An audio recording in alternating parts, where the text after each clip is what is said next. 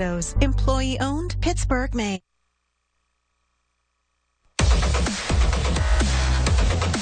Welcome back to the PNC Championship Roundup live on Pittsburgh CW. We are at Heinz Field getting you ready for the final game on this championship Saturday at Heinz Field. It is the WPIAL 6A championship game. Number 2 seed Pine-Richland facing the number 5 seed Seneca Valley. This matchup, we got to break this down for you. Josh Taylor, Matt Fargo here. Matt, this is what it looks like if we're talking about it from Seneca Valley's standpoint. Now, if you want to map this out, there are 3 losses this season. The first one came to Central Catholic. They lost that game on the road in the regular season. They beat them in the quarterfinals of the playoffs. Then later on, they lose to North Allegheny in the regular season in September. They beat them in the semifinals of the playoffs. They lost at Pine-Richland in October.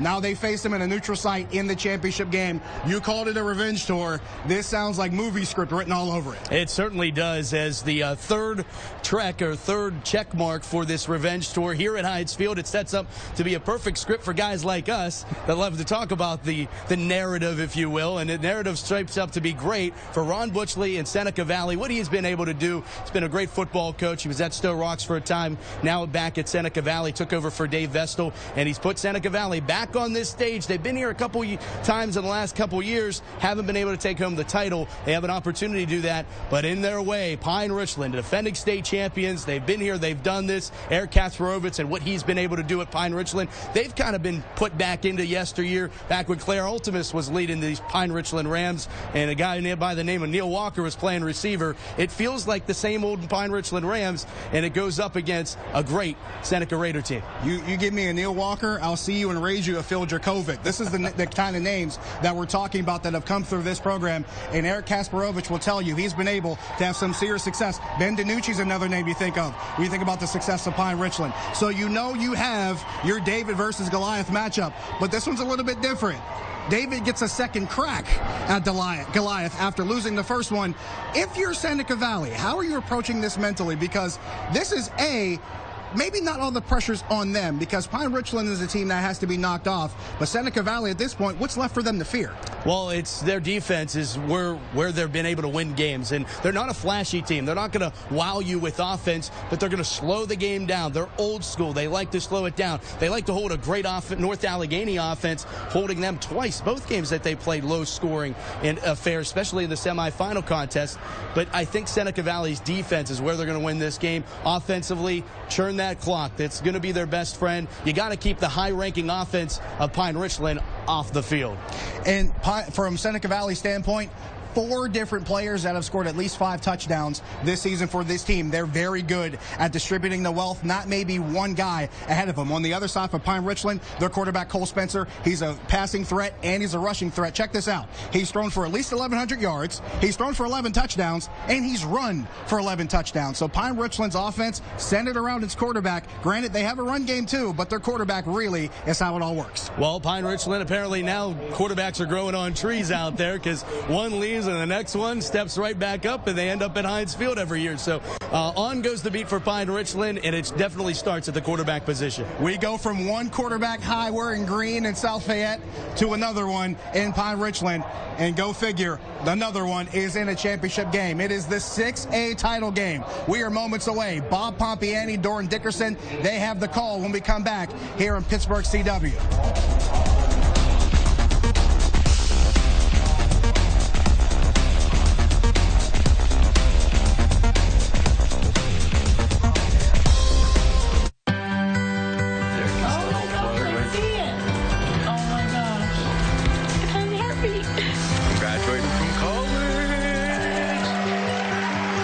Whether it's a big thing, small thing, or something unexpected, PNC will be right there when you need us. Because when it comes to your finances, way of working itself out. PNC, make today the day. I play in front of 60,000 fans. I play out behind the rec center. I put the quarterback on the ground. It's physical. It's nasty. We use flags, so... If I get hurt, I can't do my job. Same here. That's why I go to the best. Me too. That's UPMC Sports Medicine. They help me keep doing what I do best, punish the ball carrier. I'm a teacher. We don't really punish anyone. Athletes at every level. Choose UPMC Sports Medicine. This month, get 0% APR financing for 72 months on 2018 Chevy Tahoe and Chevy Suburban. Full-size luxury for your full-size tree on top. And with plenty of cargo room for all your Black Friday shopping. The holidays just got easier with Washington Chevrolet. The big one on the hill. Visit WashingtonChevy.com. Chevrolet. Find new roads.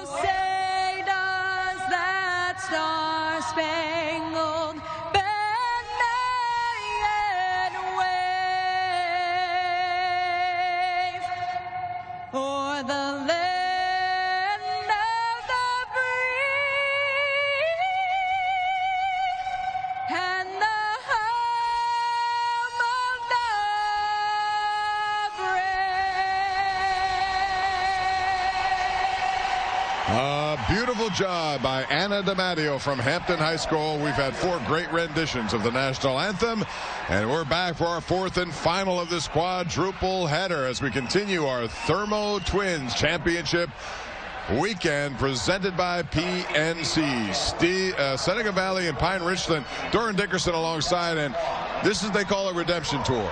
Because Seneca Valley lost to Central Catholic. They beat them in the playoffs. They lost to North Allegheny. They beat them in the playoffs. And they lost to Pine-Richland earlier. Now they get a chance at redemption. They get a chance, and we're going to see another great game, 6-8 game. We're all excited. I can't wait to see what Seneca Valley has for Pine-Richland tonight. Pine-Richland is a team that has a lot of talent. We'll talk about it. We have the kickoff coming up. Don't go away. It's our 4th and final game of our quadruple header. 2 Titans in 6A looking for one final championship from today.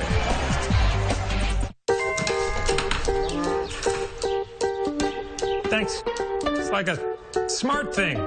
What's the weather? Sunny. Perfect chicken eating weather. How'd you get in here? It's time for chicken. What's the traffic like? Rerouting you to chicken. Okay. Hey, Calzo, order pizza. Ordering chicken. No, pizza. Chicken. Okay, chicken it is. It's Chick-fil-A catering season. Now that's smart.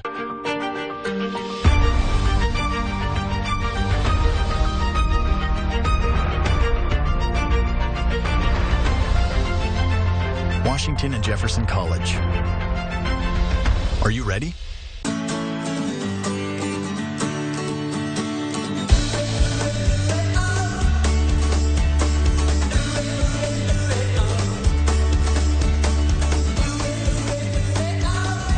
The end of day. That's the relief you'll feel from the body comforting orthopedic. Relief from middleman markups and a hard day's work. That's the original Mattress Factory. Thoughtfully made, honestly priced. Wait, what? Everyone's excited about the Chevy vehicles at the Chevy Black Friday sales event. I could get used to this. And you will be too when you get 0% financing on our award-winning Chevy cars, trucks, and SUVs. How is that even possible? It's the Black Friday sales event. Current qualified competitive lessees can also lease this 2019 Traverse for around $319 a month. Or get 0% financing on most 2019 Traverse models when you purchase. Celebrating the 25th anniversary of South Point, home to over 15,000 employees, 300 of the country's leading businesses, and the region's economic driver. South Point has become a model for economic development and public-private partnerships for the country.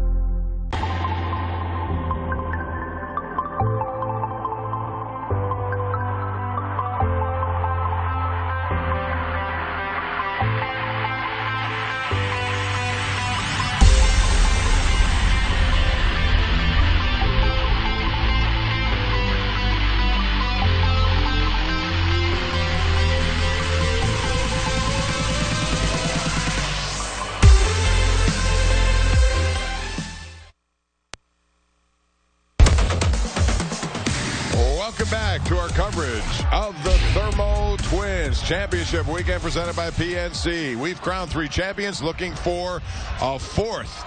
2 Titans of 6A go at it. Seneca Valley, Pine-Richland, and here we go with a Washington and Jefferson coin toss for this big game. And Seneca Valley has won, and they will take the football right off the bat. It's a tenacious defense, and there is Eric Kasparovich, the head coach of Pine-Richland, in his 6th season. 16-0, number 1 spot in Pennsylvania, number 10 nationally, 2017. Won everything last year. He was an assistant under Jack McCurry for 11 years. Of course, played with LeVar Arrington back in North Hills when they were number 1 in the nation. Went to Pitt. Now he's doing this. And what about Ron Bushley, Seneca Valley? Boy, he's had a wonderful stint coming on here. He was their head coach from 2004 to 2008. Offensive coordinator a couple of years. He develops players, and he's done a very good job now in this stint. And the opening kickoff is taken, and Seneca Valley, right off the bat, number 33 with a return. That's Jake Stebbins, one of their outstanding players, who I also gave an extra effort award this year. Great average. He has worked so feverishly to help people who are less fortunate than others, making trips, mission trips. Just a great young man, and he is one of the captains of their team. He's great on both sides of the ball. You're going to see him at tight end, H-back, and at linebacker on defense. Great athlete, great player on both sides of the ball. All right, so Seneca Valley now with Gabe Lawson as their quarterback. 9-3 in the regular season. Handoff goes to number 4. It's almost like a wishbone formation. Exactly. Matt Stanger. Wishbone formation, found the hole, got up in the hole, found his blockers. Nice little game. So Seneca Valley does it by using a lot of different people. Evan Smith, one of the guys they use a lot. Josh McClain as a wide receiver. Luke Smith. Lawson is their man, the junior quarterback, 6'2". Handoff there, gets first down yardage as they will get their first down of the game. And that's number 26, Jake Meinweiser, who had a very big game last week. Now it's time to take a look at the Thermo Twin window of opportunity. So Doran Dickerson, what are the windows of opportunities for each of these teams? Well, I think if you're Seneca Valley, you got to play your game. You can't worry about the revenge tour. You got to go out there and play your game and hopefully win this game.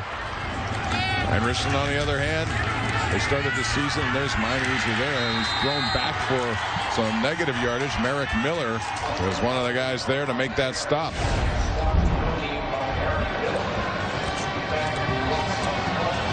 Good job filling the hole by a linebacker there. Way to come downhill. Not much room at all to work with. Pine-Richland started this season with really what Eric Kasparovich said, a game he'd play over again. They lost 42-0 to IMG Academy, and of course, those of you who understand that is an academy that recruits from all over the place. So even though it was a loss, he gained a lot. He knew what his team was and how much work they had to do, and he said he'd play that game over again if he could. This is pressure now to the outside. Lawson forced to throw the ball away. Andrew Kristofic, who's a really good player for them with the pressure for Pine-Richland. Big 6'6", 275-pound senior, number 73. He's very much a part of their defense and offense. The Notre Dame commit, big-time player, big Division I player. He's going to rush the passer a lot tonight. They have some great linebackers, too, at Pine-Richland. Number 8, Tyler King. Number 34, Anthony Sermonera. Those two guys, first and second when it comes to tackles every year. 3rd and 14 now as Seneca Valley is pinned back. Lawson under pressure, fires, has his man, and that's going to be first down yardage for Jake Stebbins. He gets 15. They needed 10. Eli Yoakum was there to make the play, but that's a nice throw from Gabe Lawson to Jake Stebbins, 6'2", 220. Good job by Gabe and Jake Stebbins coming across the field. Great job locating your receiver. Pine-Richland has some great quarterbacks. We'll talk about them as we go along, but Gabe Lawson is only a junior. This year, 11 touchdowns, 5 interceptions, but he is a guy getting better each and every week, commanding that offense. Tries to go up the middle here. That's not going to happen. Very good defense right there by Pine-Richland. Anthony Sermonera, the linebacker, the senior, 5'10", 210. He and King, 1-2 punch when it comes to stopping people up the middle. Yeah, he and King, they're the heart and soul of the defense. I remember watching Tyler King last year, and I was just fascinated by how good of a player he is. Tyler King committed to Navy. He's a fantastic linebacker, great instincts. Reminds me of a guy named Scott McKillop who played here in the Whippy and played at Pitt. That's pretty high praise because McKillop was an outstanding player. Went on to play in the NFL as well. 2nd and 11 now. Lawson under center this time. Big handoff. Going to his right. He had a man down the field, but a good close on the play by Miguel Jackson. A 10th grader comes up there, and he knocked that away. Beautiful play. We've seen a lot of young guys making some plays tonight. It's nice to see these young guys go out there and give it their all. It's a big stage. You're at Heinz Field. He's going out there making a big play for his team. He was looking long, had a guy with a step, but could not get the pass down to him.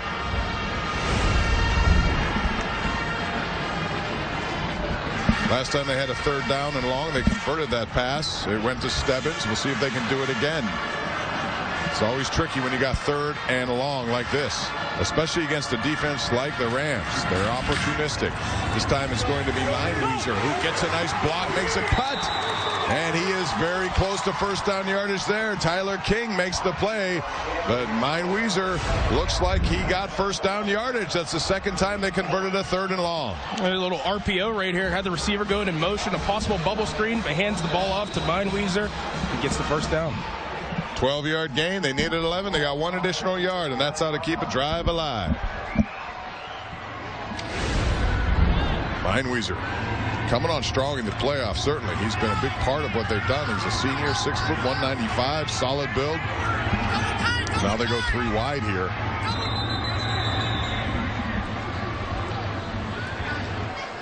Timeout. Seneca Valley. That's their 1st. So Seneca Valley now with a different offensive lineup, and they call a timeout as they talk it over with Warren Butchley, their head coach. How many different formations have we seen so far by Seneca Valley? All right, we'll take a break. It's scoreless, but Seneca Valley is on the move with 2 third-down conversions.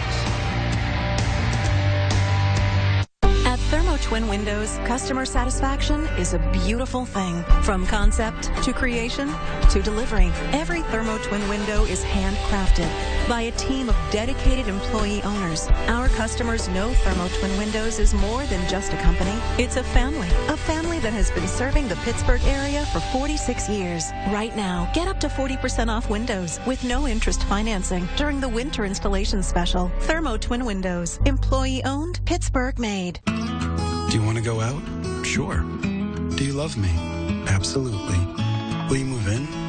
Yes. And here you are, ready to share your life, your love, and even your finances.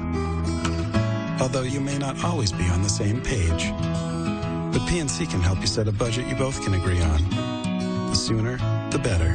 In fact, today is the perfect time to start. PNC. Make today the day. If we want to stop cancer, why not use the body's immune system to fight it in new ways? If we want transplanted organs to thrive, why not convince the body they're compatible? If we want to unlock the mysteries of aging, why not look at them in a new way? At UPMC, we question everything. We are uncommon to the core. We are UPMC. We are back for the 4th and final game of a quadruple header here at Heinz Field. Already, Olsh has won their first ever championship. Aliquippa, their 17th. And then we had quite a finish in the last game. South Fayette, 21-3 to outscore the opposition. That would be Thomas Jefferson in the second half, and they win 31-24. The game went down really to the final play before an interception sealed the deal. Mineweezer, and he has nowhere to go right there. Sermonella was one of the guys to be there to stop him. came out in a quads formation. Quads right. I've seen a bunch of formations by Seneca Valley today. It looks to seem they want to confuse the defense. They're running somewhat of the same plays, but looking to confuse the defense by running different formations. And this is what they did in the playoffs during the last couple of weeks, too. Occupy the ball on offense and play really stingy defense. This is going to be the 10th play of the drive. They've had 2 third-down conversions, both of them over 10 yards long. And it can be frustrating when you play a team like this, especially the second time around.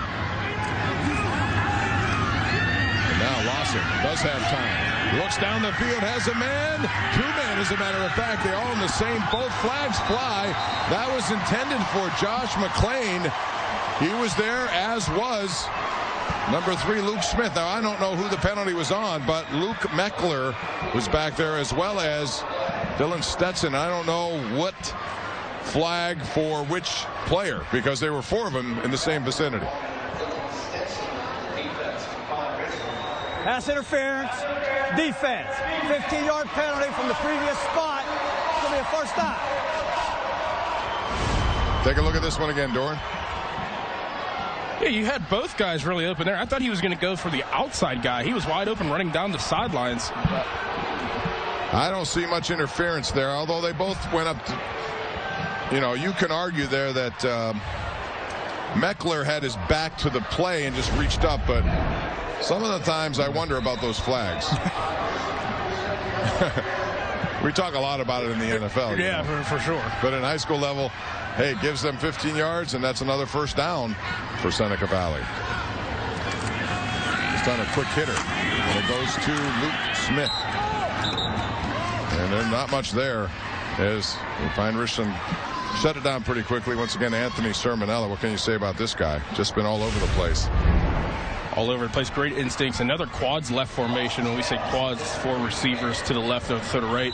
Throwing a screen, trying to get some big plays, some little chunk plays going. Get the offensive momentum rolling down and get into the red zone. Second down.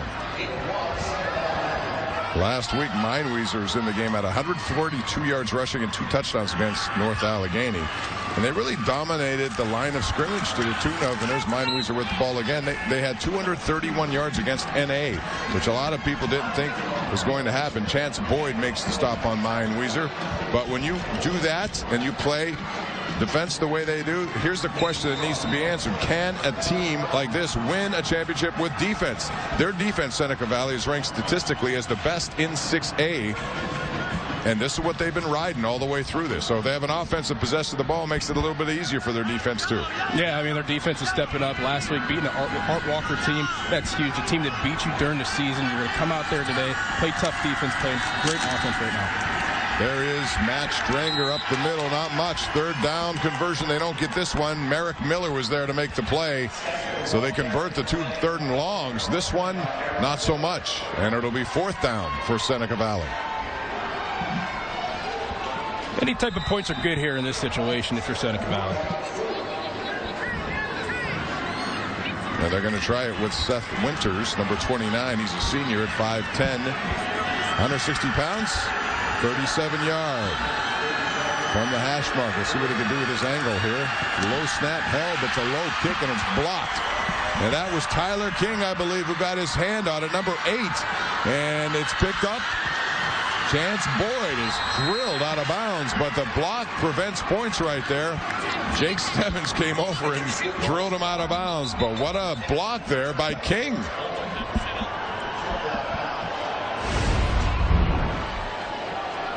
Check it out. It was a low snap, low shot. He got his left hand on it. So we remain scoreless. A long drive results in no points. We'll be back with Pine-Richland's offense. If you're in debt, get out of debt with Smart Cash. Smart Cash is low-interest equity in your home. Home values have increased, and with our lower rates, you can quickly get extra money. Get Smart Cash. Call Golden Oak Lending today. Visit westernpaductless.org and find the best Mitsubishi Diamond contractors and bring ideal comfort to your whole home, even the hot spots. Go to westernpaductless.org for easy-to-install, quiet Mitsubishi ductless systems. Make comfort personal with Mitsubishi Electric Cooling and Heating. everyone's excited about the award-winning Chevy vehicles at your local dealer. I could get used to this. And you will be too when you get these great deals on your favorite Chevy cars, trucks, and SUVs. How is that even possible? Get 16% below MSRP on all 2019 Equinox LT models when you finance with GM Financial. Or during the Black Friday sales event, get 0% financing for 72 months on most 2019 Equinox models. Chevy, the best-selling vehicles in Pittsburgh.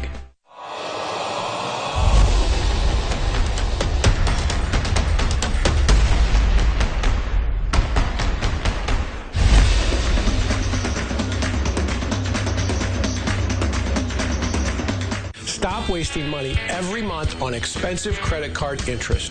Golden Oak's lower rates and local service will get you fast cash out of your home's new equity. Start saving money today and pay off high-interest credit cards. Call Golden Oak Lending. We're back live here at Heinz Field. Bob Pompiani and Doran Dickerson in the broadcast booth. Alongside here, Mark Oxenrider, who's done a wonderful job with statistics on the day, always does. Eric Kasparovich. Their defense gives up some yardage and some time of clock, but they also prevent points with a block of that field goal as we continue with our Thermo Twin WPIAL Championship Weekend presented by PNC. Cole Spencer leads the way for Pine-Richland in white. Little RPO action, and he's going nowhere there. That was diagnosed beautifully by number 58, Drew Robertson, who makes the play. Big part of this are the parents who do so much for these kids. Let's go downstairs. Selena standing by with a couple of parents. Hey guys, say hello to Gene and Jason Lawson, the proud parents of Gabe Lawson of Seneca Valley High School. How is this feeling for you to be here? You're actually watching your son up close on the field right now. You must be nervous but proud. You know what? It's an amazing experience. This team's come a long way over the course of 10 or 11 or 12 football games. They've put every effort forth that you can possibly imagine. I love these boys. It's a great group. I coached them as youth football players, and they're so much fun to watch. They're such a great group, and I think they're bonding. So I think it's nothing but good things to come. All right, Gene and Jason, thank you so much. Good luck to you guys tonight. Thank you. Yeah, so it's always proud when you're a parent. You see your kids do well, and that's exactly what's happening there. Gabe Lawson, the quarterback, the junior, really has done a good job for Seneca Valley. This team has gotten better as the year has gone on, which is a credit to Ron Butchley. And so now it's Cole Spencer going up the middle, and it gets tougher. Is the ball out? Seemed like it was. He may be down. Couldn't tell from this angle, but Cole Spencer is a cool customer too. This kid is a young kid. Only 5'10", 180 as a sophomore, but 8 touchdowns on the season, Doran. Yeah, he's a young kid, and we've seen the past of quarterbacks for Pine-Richland. Phil Djokovic, Ben DiNucci, even Neil Walker. I mean, he has a big shoes to fill, but this kid obviously has the confidence of his head coach to go in there and lead this team. So it's a 4th and 3, and we'll have a punt situation now. Mason Cruz back to kick this one, and Seneca Valley will get the ball back.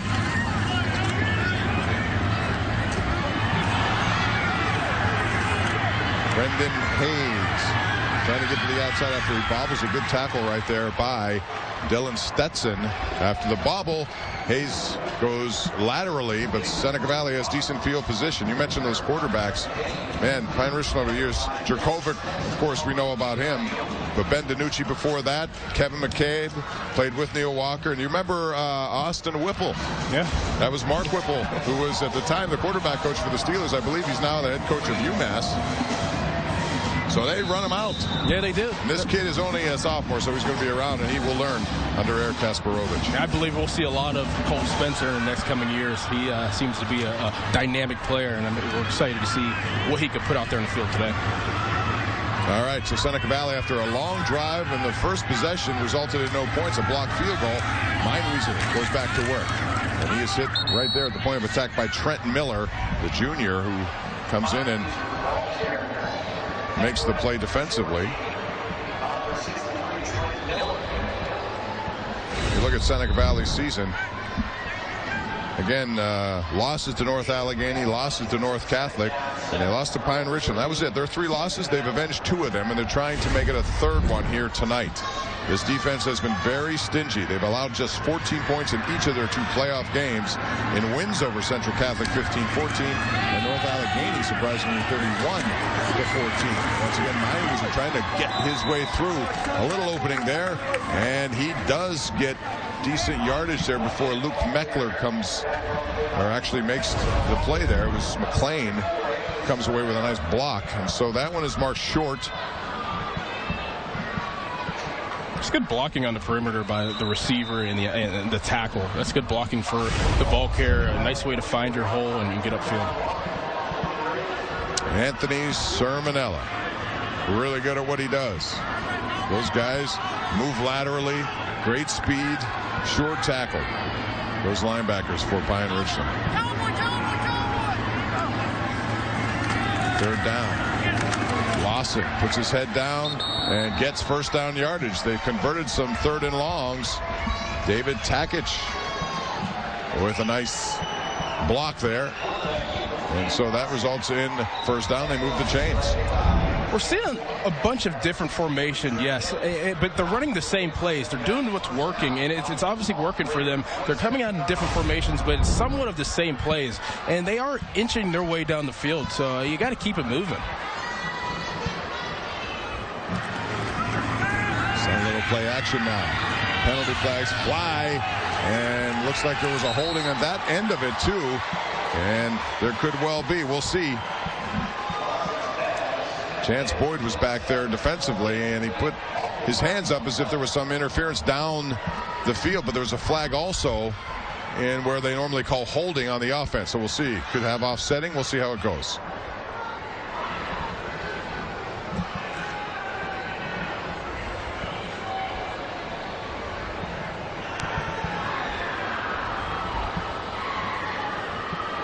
There are 2 fouls on a play. Holding, offense. Pass interference, defense. Those penalties will offset and replay first time. So all of that for naught. There's the hold right there, it looks like. They called it on 58, I believe, Drew Robertson. At the other end, Chance Boyd, he had his hands up, and when you do that, it almost brings the attention. Right, you got to act like you've been there before. Act like, oh, you know, it's all good. I didn't play. So they offset. We play again.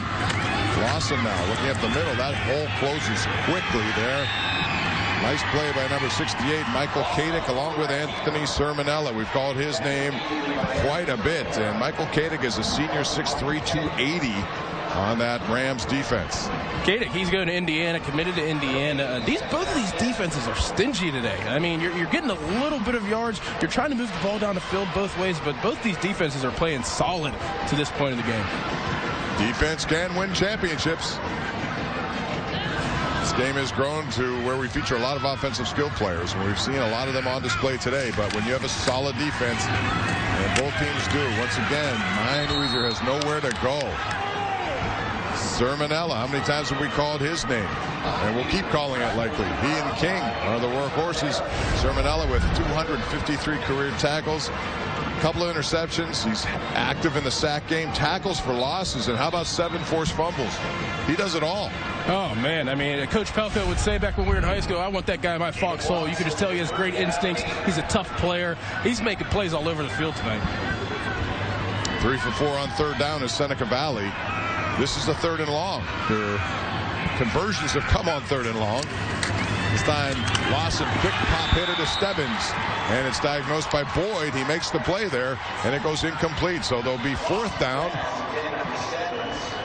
Chance Boyd, who called for pass interference a couple of plays ago, he was right there to disrupt that play. Nice makeup play by Boyd. Great way to drive on the ball, knowing that the tight end is coming across the field again, that you probably got beat on in the previous series. Great play and great break on the ball by Boyd. Gabe Lawson is also their punter. Do a quick kick. And it goes out of bounds. No return, of course.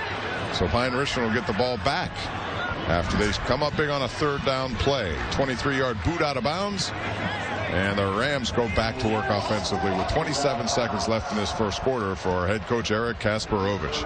Well, I remember time has gone faster, and I remember you in high school, but I remember Kasparovich at North Hills with LeVar Arrington. They were ranked #1 in the world, or in the country. Could have been the world for all I know by USA Today. Hey, it's been a long day. Hey, it's all good. I was right with you. And that was a dynamic team to watch. The LeVar leap, we've seen that a few times in high school, and then it carried on to Penn State, of course. Kasparovich was a parade All-American. Wore number 22, I believe, in high school. Yeah, he was terrific.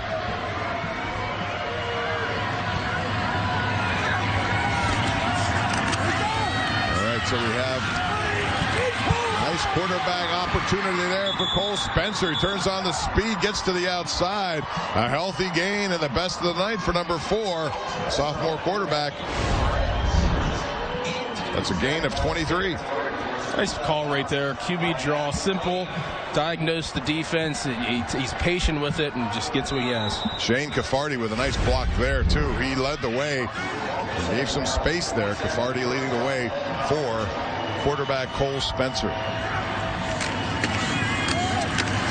And up the middle goes to Luke Meckler. Tyler Proctor was there for Seneca Valley's defense. Short gain.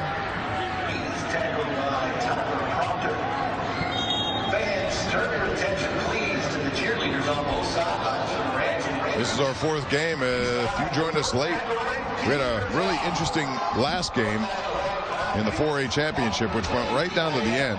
And it looked like a Thomas Jefferson lead at halftime would stand, but no, South Fayette came back 21 third-quarter points. Special teams helped them out. And then Mike Trimber, who accounted for 2 touchdowns, made the game-saving interception at the goal line to preserve a 31-24 win. That was the tightest game of the day, Dorn. We had a couple of blowouts earlier. Olshover, Rochester, Aliquippa. Boy, they skilled. Both of those teams are going to get buys, by the way, as they won their game over Derry.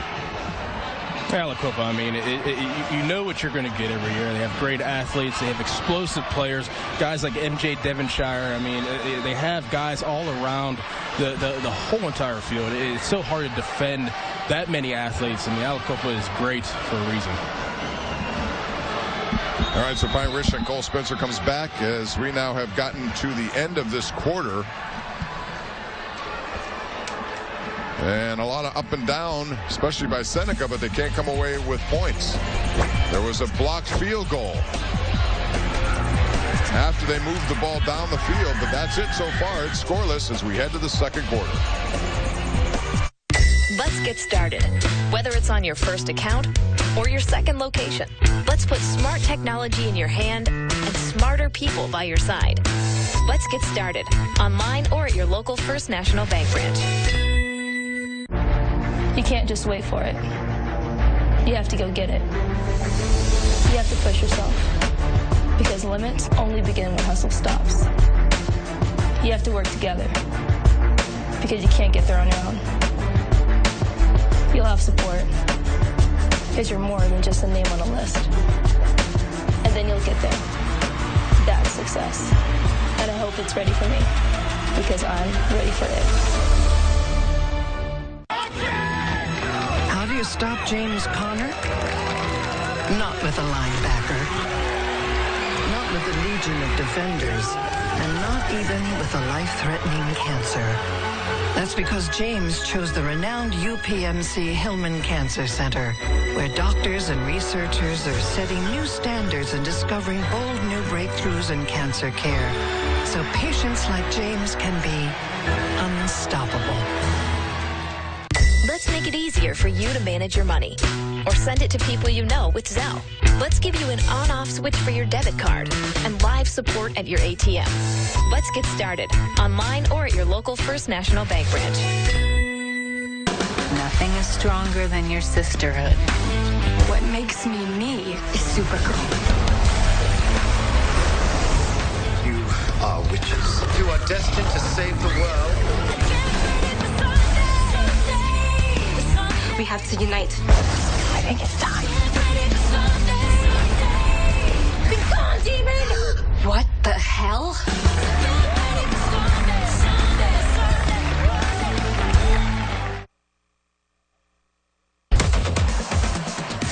back as we continue our coverage of the fourth and final championship game presented by Thermo Twins and PNC. We will check out the stats presented by People's Gas, and so far pretty even. Both teams rushing the football. Seneca Valley has an edge in passing as we start second quarter in a scoreless game. Second down at 8. And it's the sophomore quarterback with a nice run, Cole Spencer. Josh McClain is there for the play, along with number 88, Felipe Junquera. Both offenses just getting a little bit at a time. Seeing a lot of quarterback draws, a lot of RPOs. So it's a 3rd and 3 now for the Rams. Defense has been the story so far in this game as we begin the second quarter. We saw a lot of offense in that last game. Both these teams very stingy defenses, and now it's going to be a little pitch. And this one with a big hit over there, Stebbins, along with Ryan Christoback. The athlete Stebbins, I mean, on both sides of the ball, as we talked about earlier, makes a nice stick on the sidelines. Luke Meckler is the junior running back. He averages 7.8. He's the fastest guy on the team. A track and a 300 hurdle star at Pine-Richland. So he wants to get to the outside. He gives him some real estate. Look out, because Meckler can burn you. Now snap was actually rolled back, and it was the quarterback Cole Spencer with the kick, and they can't pin him in. It goes into the end zone, but that was a nice pickup there by Spencer. 39 yards into the end zone, and the Raiders will take over. Good effort here too by Meckler as he tries to keep his feet in there and toss it backwards. Tough thing to do given the angle he was at.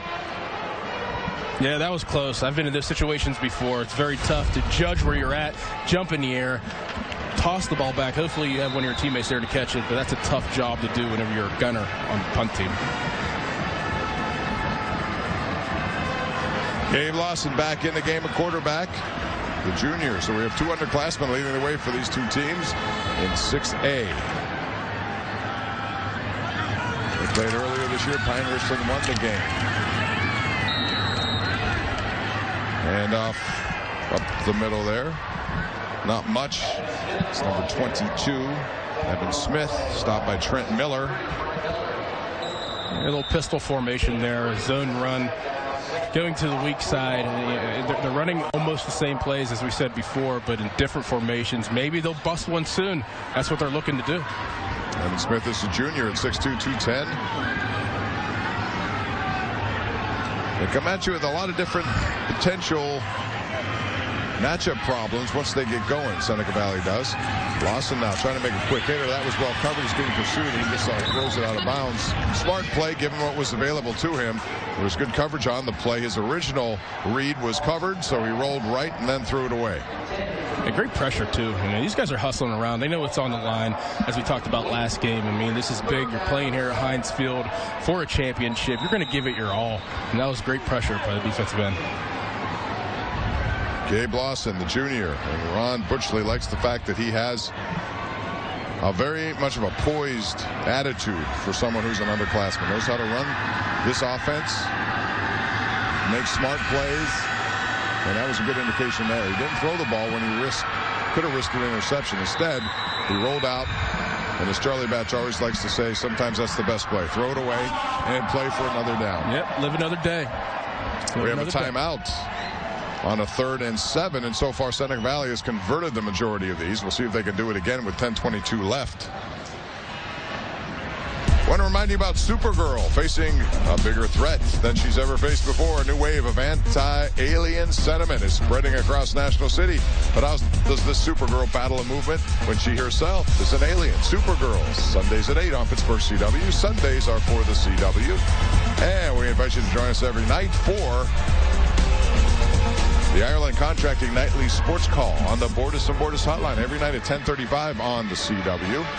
We'll be on the air tomorrow after the Steelers and Jaguars with a special version of that. Chris Hoke will join me. We have 2 hours of post-game coverage as the Steelers go on the road to a team that beat them twice last year. So I know they don't talk much about that, but down deep, they want to go down there and take care of business. But Jacksonville is desperate too, Doran. They need a win. They have 6 losses. They can't afford a 7th. Hey, we're talking about revenge tour for Seneca Valley. This might be a little revenge game for the Steelers tomorrow. Getting beat at home twice last year by the Jacksonville Jaguars. We're going to go down there and take care of business. All right, 3rd down 7 now for Gabe Lawson and his Seneca Valley Raiders. Rolling right, looking downfield, and he is going to go long. And this one is going to be picked off by Meckler. Meckler, as that ball was overthrown, and Meckler's going to return it now. He gets across the 40, and he has some blockers. Meckler out of bounds. Finally, a flag comes in at the end of that game, a 24-yard return into Seneca Valley territory, and Lawson just overthrew his intended receiver there, results in the pick. Yeah, probably a bad decision. Probably would want to take that play back. And overthrew the receiver. We'll see with this flag. It came in at the very end of the play. Oftentimes you see a block in the back on the return as they try to get some extra yardage there. We'll see what they call here in a scoreless game. During the return, there are 2 fouls, both by the return team. We got a personal foul, blindside block against the return team. That penalty's declined. We got a block in the back against the return team. We're going 10 yards from that spot, first down. So they have 2 infractions. Both came, as I suspected, on the return. But here's the throw, Doran. Media timeout. So Eli Yoakum was the intended receiver. Sorry about that, Josh McClain, and it was overthrown for Meckler. So Pine-Richland has it as we go to break. Today's story is about Tanya, who always goes to great lengths to avoid FOM, the fear of missing McRib. So she sets an alarm, and an alarm for the alarm. Come to McDonald's for a McRib sandwich and pair it with any size Dr. Pepper for just $1. At Thermo Twin Windows, customer satisfaction is a beautiful thing. From concept to creation to delivery, every Thermo Twin window is handcrafted by a team of dedicated employee owners. Our customers know Thermo Twin Windows is more than just a company. It's a family that has been serving the Pittsburgh area for 46 years. Right now, get up to 40% off windows with no interest financing during the winter installation special. Thermo Twin Windows, employee owned, Pittsburgh made. Are you someone who is taking care of an elderly or disabled family member? Find out how you can become an approved home health caregiver through Christian Home Health Care and get paid for your services. Christian Home Health Care can provide the training and certification you need, and we'll handle all the required paperwork and exams free of charge. Become a direct care worker for friends and family. Call Christian Home Health Care at 412-323-0203 or go to ChristianHomeHealthCareForYou.com. Today's story is about Tanya, who always goes to great lengths to avoid FOM, the fear of missing McRib. So she sets an alarm, and an alarm for the alarm. Come to McDonald's for a McRib sandwich and pair it with any size Dr. Pepper for just $1. We're back, and we're selling some merchandise for you. Check out the address at the bottom of your screen, mkt.com/Casco shirts. WPIAL championship merchandise available online starting at $15. So now Pine-Richland takes over. Cole Spencer after the interception by Meckler, and they had pretty good field position, except they made a couple of penalties on that return, and it takes it back. Quick hitter going out there, and it's going to go for nothing. Really good play on Yoakum, who was the receiver there. And that was Connor Hayes, along with Stebbins. You see this defense by Seneca Valley, which has been their calling card throughout these playoffs, and they're doing it again. Yeah, very Stebbins. Great read by Stebbins there. I mean, great read and getting through the blockers, making a nice tackle. 2nd and 11 now after the loss on that play. Spencer with all kinds of time now. He throws down the field past his man, and that's a reception for number 7, Luke Miller, the sophomore. Connor Hayes again back there. That'll be first down yardage. Nice throw right there by Spencer. Oh, yeah, like a flood route concept there. Guys coming across the field. He found the guy in the zone hole. We've been talking earlier, finding his middle receivers in the zone hole, making a nice throw, stepping up. And it starts with good line play. Brian Bales, Tyler Ruddick, Mike Durundo, Michael Kadick, we talked about him. And then Andrew Kristovic, and he's been real good. And there's a hand up the middle. Or actually, Spencer keeps it, not much there. It starts with those offensive line. I always call them the jumper cables of a car. And if you get them going, they protect, they run block, they do what they have to do. And we saw some big guys earlier today out there, especially on that Aliquippa line, boy. They have some big underclassmen who are all over 300 pounds. Those are the unsung heroes. I mean, it starts up front. If your offensive line play isn't where it needs to be, I mean, your whole offense is not going to be a dynamic offense. It starts up front with the big dogs. I love it. I love being next to those big dogs and seeing how they work. Yeah, not much there. Big hit. And that was Evan Smith who delivered it. Number 22, and that's, again, Seneca Valley all throughout the later part of the season into the playoffs. They have been just dialing it up defensively. And you'll see the hit right there as he came up right in stride. If I ever had to teach somebody how to fill a hole, I'd put the clip onto that. That was unbelievable how he came downhill and filled that hole and just really unloaded against the offense. Evan Smith is a junior, 6'2", built well, 210 pounds. Now it's 3rd and 4 for Pine-Richland. Still scoreless game here. And there's a quick hitter, and it'll be good enough for first down yardage. Luke Miller makes the reception, and that's going to be enough to move the chains. It's first down for Pine-Richland.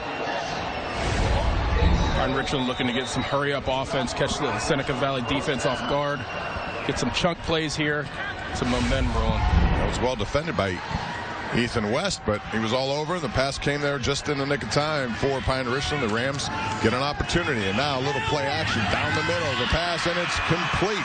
Nice throw and catch. And it's Eli Yoakum who makes the play. Josh McLean back 5 against 5, and the 5 in white wins this one. I mean, you know you're going to get hit here if you're Yoakum. And that was a great job by crossing the face and getting your head around and looking for the ball. Great throw, way to stay in the pocket. Great way of holding on to the ball. And like his quarterback, Yoakum is also a sophomore, so they got some young skill position players for Pine-Richland. You would imagine they're going to get better as time rolls on. There's a run by Luke Meckler, the junior. He'll be back next year as well. Just a 1-yard gain, but they keep this drive moving here. Inside the Seneca Valley 30-yard line. Spencer, sideline throw, hit the ground, incomplete. That was intended for Shane Caffardi.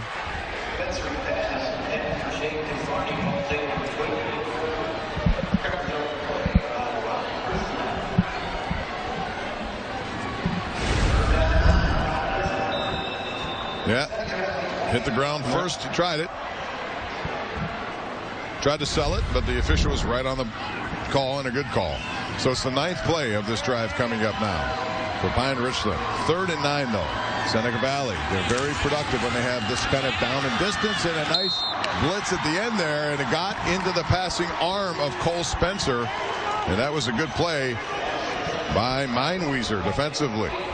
Great play by Meinwieser, getting a hurry on the quarterback, making the quarterback flustered in the pocket, doing your job. That's a great play by Meinwieser. Here he comes, and, you know, Meckler had an opportunity at the end to try to stop that. He couldn't get over there in time. Meinwieser with a running back speed got there, made the play, and interrupted the throw by Cole Spencer. So now 4th and 9. Eric Kasparovich says, let's go for this.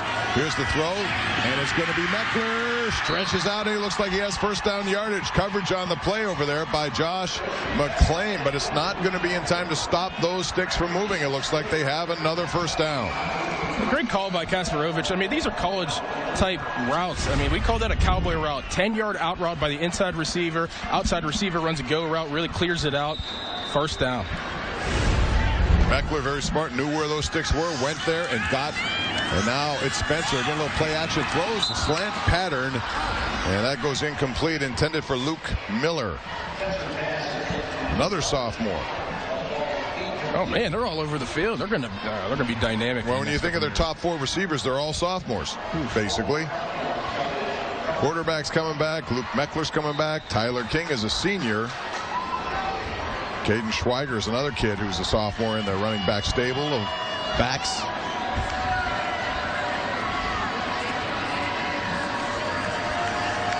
So now it's Spencer looking in at the offensive coaches as the play call seems to change. Inside handoff. Not much going there. Seneca Valley's defense is up to that challenge. Gain of 2 on the play. Pine-Richland is getting some momentum here, but you got to give credit to Seneca Valley's defense. They're hanging tough. They're trying to get a stop, trying to get that big play. They just got to hold in here in the red zone. Third down. Earlier, it was a long drive by Seneca Valley that resulted in a field goal attempt, which was blocked. King apparently got his hand on that one. This is the 13th play of this drive. And this time, it's Spencer moving away. Pressure coming. Throws over the head of his intended receiver, Luke Miller. A lot of pressure, and it forced him to throw on the run. And as a result, it was a little off target there, and it goes incomplete. So we're going to have another 4th down coming up here, Dorn. Yeah, I mean, you got to pressure the young guys. That's what they do in the NFL. Pressure the young guys, get them outside the pocket, make them move, and that's what they did, and got them on the ground. Now you're forced them to go for a field goal here. Stebbins really closed hard on that play, and he forced that inaccurate throw. And so now we have an opportunity for 3 points for Pine-Richland. And this kick is going to go wide right. It was a 33-yard effort. And it's no good by Mason Cruz. So we've had 2 field goal attempts. Both have been unsuccessful. So the score remains 0-0. Here it is. Just to the right. We'll be back with Seneca Valley back on offense here at Heinz Field.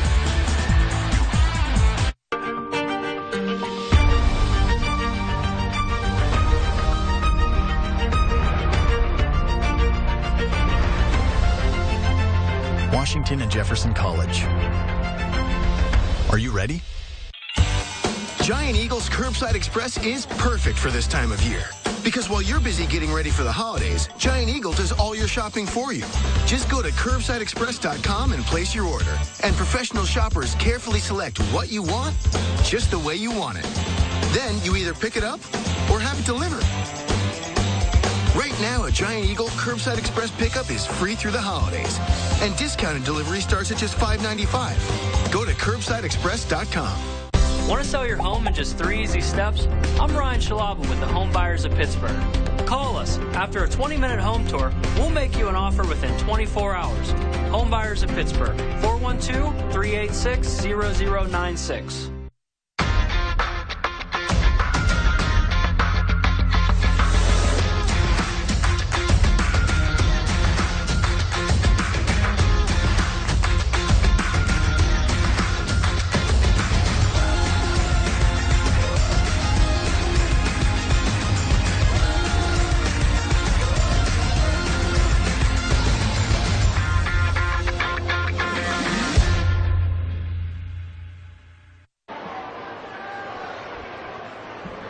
We're back. Thermo Twin WPIAL Championship Weekend presented by PNC here at Heinz Field. The 4th of 4 games. We have 2 more next weekend after those semifinals were determined last night.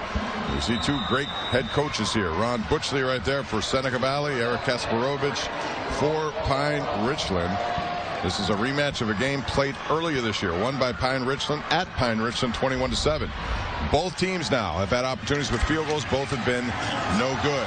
Mineweezer now for Seneca Valley. Tiptoes around. The ball is out. It's loose. And it's going to be recovered by Pine-Richland. I don't think he was down, and it is signaled to be Pine-Richland ball. Chance Boyd, once again, is the man who comes up with it. The junior. The hit by Caden Schweiger, I believe, who got him. Way to come in there.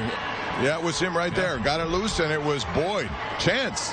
He got his chance, and he made the play. It was looking to be a nice offensive play, and Pine-Richland stepped up and made a turnover. Big turnover events in this game. Heading into the red zone now. Pine-Richland's looking to get some points on it. So that turns the tables now, and Cole Spencer and company go to work in the shotgun formation. Little flea flicker action now.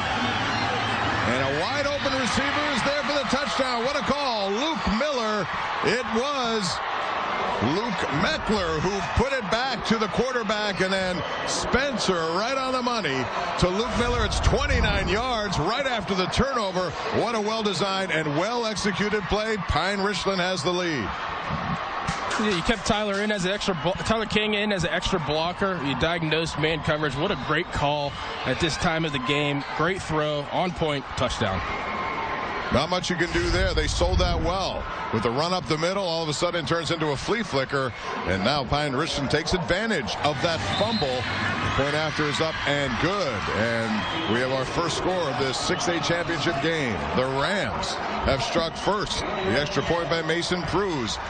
Nice execution, really, Doran. That's what that's all about. It's about the play call when it happens, but also doing the job, and those kids did a good job there. Yeah, that's taking advantage of your opportunity. Whenever you make a big stop and a big turnover, taking advantage, grabbing that momentum and scoring a touchdown while you're in the red zone, that's a great way to put some points on the board and grab some momentum here in the second quarter. Yeah, all three principal players in that play were underclassmen. And they made it work. Beautifully done. First points in it. You know, normally after a turnover, you try to come up with something big. And they did. They went for it. They got it. Separation in the secondary. First points of the game. To think that these guys are sophomores and they're here at this big stage right now. I mean, the sky's the limit for these guys. If they keep this going, we're going to see a lot of Pine-Richland in the future. Now Seneca Valley has plenty of time with 5:22 left to put together a drive and try to counteract that. Pine-Richland last year won a championship, then won the state championship as well. Seen a lot of great coaches come over the years, and we put these two right in that as well. Stebbins is the man who takes that one, gets across the 30 to about the 31-yard line. Number 33 has Seneca Valley in position now over the 31. We'll see what they can do with 5:15 left. You have 5:15 left. You have some time to put a drive together, score some points, respond to what just happened, the turn of events. You know, you fumble, Pine-Richland gets the ball, they go down and score. Now it's time to respond if you're Seneca Valley. Gabe Lawson back in there. Stebbins is really a good role model for the rest of the guys. Number 33, we just showed you him. He had 25 catches on the year. He's active on defense, but he's more than that. He's an outstanding student athlete and somebody who gives back to his community. On the fly goes Gabe Lawson, rolling right, overthrowing his intended receiver. Yoakum in coverage there on Josh McClain. I love hearing that about young kids like that, about Stebbins and being a good kid off the field and being a good player on the field. I give a lot of credit to his parents and how they raised him. That's awesome to hear stories like that of these young men. There are a lot of them throughout all four of these games. Wish I had more time to talk about some of the individual stories, because they are, especially today, you know, we hear so many negative stories. It's good to point out the good that these guys are doing. There are a lot of great student athletes all throughout Western Pennsylvania. And it's great to see him on the big stage. That is Heinz Field. Next week, we have a couple more of these finals. One will be at Norwin on Friday night. The other at Robert Morris University. And there is a long pass intended for Stebbins. And on the play, it was Chance Boyd who was there covering him. He had a step, but it goes incomplete.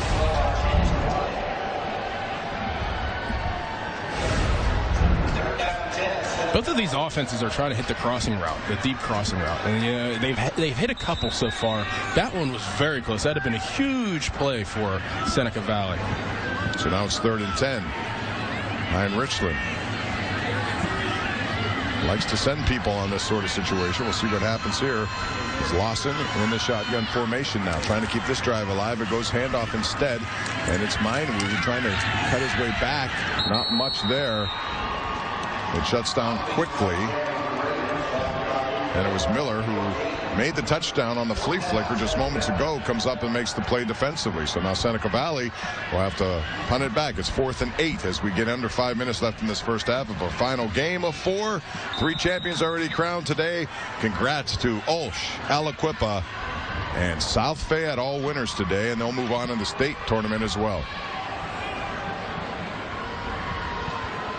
as a player, what did you put more emphasis on, WPIAL championship or state?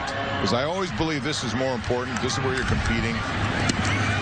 Definitely WPIAL. I mean, and I get it made more sense to me to think that way, because whenever I was older and whenever I was in the NFL, and guys knew, whenever I played for the Houston Texans, they knew about the WPIAL. Guys that are across the country, how big the WPIAL is, how big Western PA football is. It was so big to make it to Heinz Field and to play in front of your town. So I definitely would say the WPIAL is bigger in these players' minds than the PIAA. It always sounds big when you say state, but yes, you know, there's so much that comes into play with that. You're playing late into the season. It's a long season, goes into December. Seems like everything is on the eastern part of the state, although that's been changing of late. But these winning the WPIAL in Western Pennsylvania still carries so much bragging rights with it. And these are memories that these guys are going to have for many, many years to come, regardless of what they do in the rest of their life. They'll remember these moments. No doubt. All right, so Spencer and the Rams take over. Number 2, Luke Meckler lines up beside him, and they call a penalty or a timeout. I'm not sure. Delay of the game coming up. Okay. 5-yard penalty. Still first down. So they're marching back 5 yards.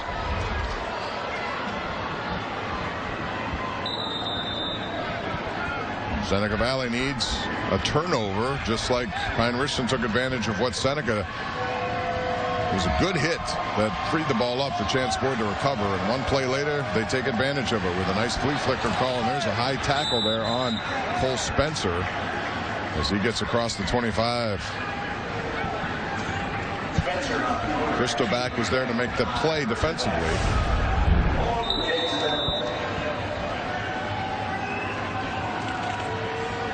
Turn him around, got some yardage there this time. Couple of more yards as they get closer. 2 first down yardage. We're inside of 4 minutes left now in a 7-0 Pine-Richland game. Luke Meckler. Told you he's the speedster. You get him going too to the outside, you'll see a difference. He can turn it up a different level when he gets there. And they try to get him and isolate him in those situations when they can. 3rd and 5 now for the Rams. At the 32-yard line.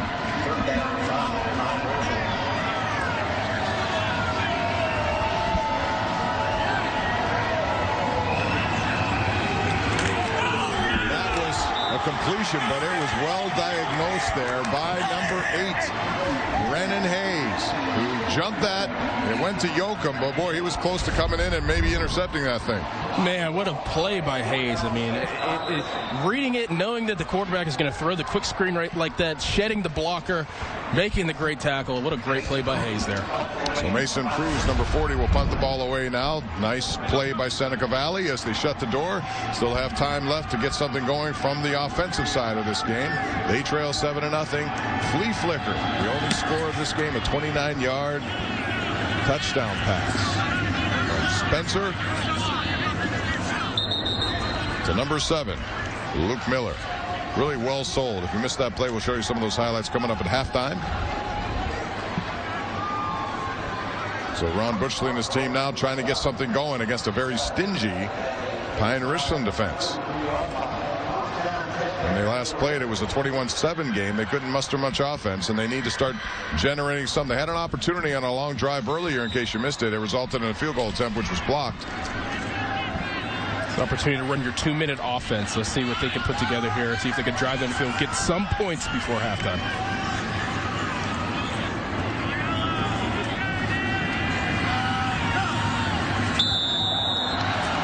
Now we're going to have an encroachment call against... For the snap, encroachment, defense, 5-yard penalty, still first down. We talked about that game Pine-Richland played. And Eric Kasparovich doesn't like the fact that his entire team moved on that play, it seemed like. They lost to IMG Academy. You know, one thing I wanted to point out, I didn't finish my thought on that, Doran, was that Academy, they bring in kids from as many as 18 states, more than Alabama in college. I mean, they recruit, and they recruit heavy. They have 3 linebackers who could be rated as the top 3 in the country playing for them. So Pine-Richland had their hands full that day, but he likes to look at it as a learning opportunity. Mindweezer there, not much going on. Good play there by Miguel Jackson. And more like IMG College. I mean, they have how many Division I players on their team? I mean, that's an unbelievable academy, and oh man, I mean, that's a tough game to play. It is, but it's a learning tool, and that's what he uses that. He said he'd do it again, regardless of the outcome. That academy, man, it's had some big-time players over the years. They go down there when they're next-level guys, and they put together what essentially is an all-star team. Mine-Weezer up the middle this time again. It's very difficult to come away with yardage there because that defense, Sermonera, we mentioned his name a lot today. He and King, the two guys who lead their linebacking play. Tackle machines. King, who I thought was the guy who got his hand on that block punt, he has 11.5 career sacks. Sermonera is like another guy, very active in the forced fumble department, coming up with tackles for losses. They are the heart and soul of this defense. Yeah, they are. And the biggest thing about those guys, whenever you watch them, yes, they're tough, they're gritty, they get in there, they make big hits, but their instincts are phenomenal. For young men like that to have instincts in finding the ball carrier and getting the ball carrier in the ground. I remember watching Tyler King, as I said earlier, last year, and just real impressed by his instincts and how he gets to the ball. Those guys are the heart and soul of the defense, and they're showing it today. Got the bands coming up at halftime. Seneca Valley, Pine-Richland. Also, Josh Taylor and Matt Fargo will be along. First National Bank halftime report. We have halftime highlights, stats, and more coming up. We'll interview Pine-Richland coach Eric Kasparovich as well. 3rd and 4 coming up here for Seneca Valley with 1:28 left. They had some third down conversions earlier in this game. Since then, Pine-Richland has really done a very good job of shutting things down.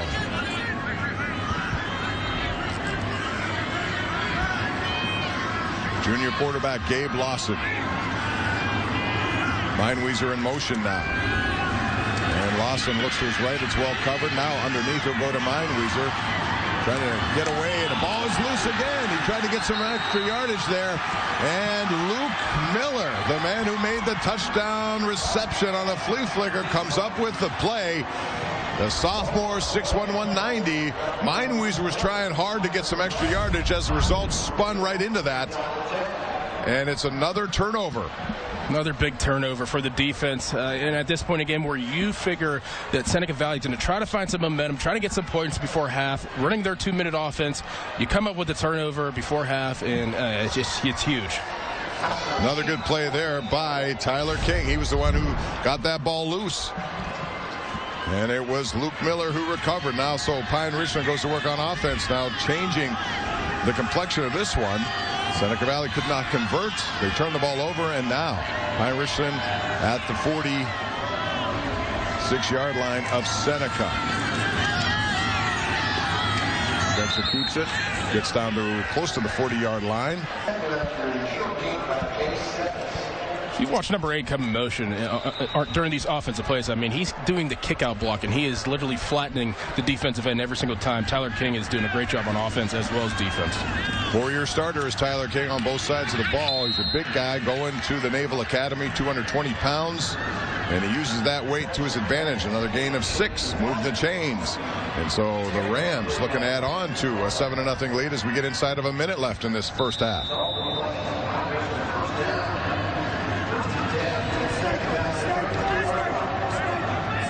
Spencer's very poised for a sophomore. I was anxious to see how he would handle this situation here, but boy, all season long he's handled it. He's a good running the ball when he gets an opportunity. He has 8 touchdowns there. Under pressure now, and he tries to get away from the pressure that he felt by number 22, Evan Smith, who came. He tried to duck underneath, couldn't do it. Sage Lay right there with the play. Nice play, another nice pressure, saving the offense from getting into the red zone and maybe scoring some more points before half. Second timeout. Please put 41 seconds on the clock.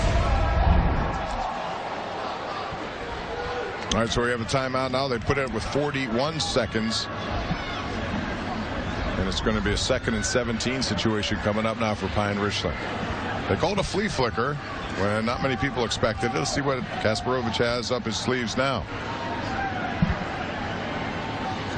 You know, this is a high-level offense. Whenever you see Cole Spencer get to the line of scrimmage and say hut, and then look over to the sidelines, that means that the offensive coordinator and Kasparovich is identifying the defenses, giving them a new play to run against certain defensive coverages. We see that in the NFL, like guys like Ben Roethlisberger, when he runs no huddle, he's able to do that on his own because he's seen so much football. But this is high-level offense we're seeing here from Pine-Richland. Whenever they look over to the sidelines and the coaches identify what's going on, they run a different play. Yeah, for those just watching, it looks confusing at times because there's a lot of stuff going on. Hand signals all over the place. And again, for the sophomore to handle all of this, very impressive for quarterback Cole Spencer. On the year, he was 89 for 151. Pretty good percentage. 8 touchdowns, over 1,000 yards passing. He'll only get better as time goes on. In the shotgun now. He goes and has his man. And that's good. Good tackle by Jake Stebbins on number 1, Shane Caffardi.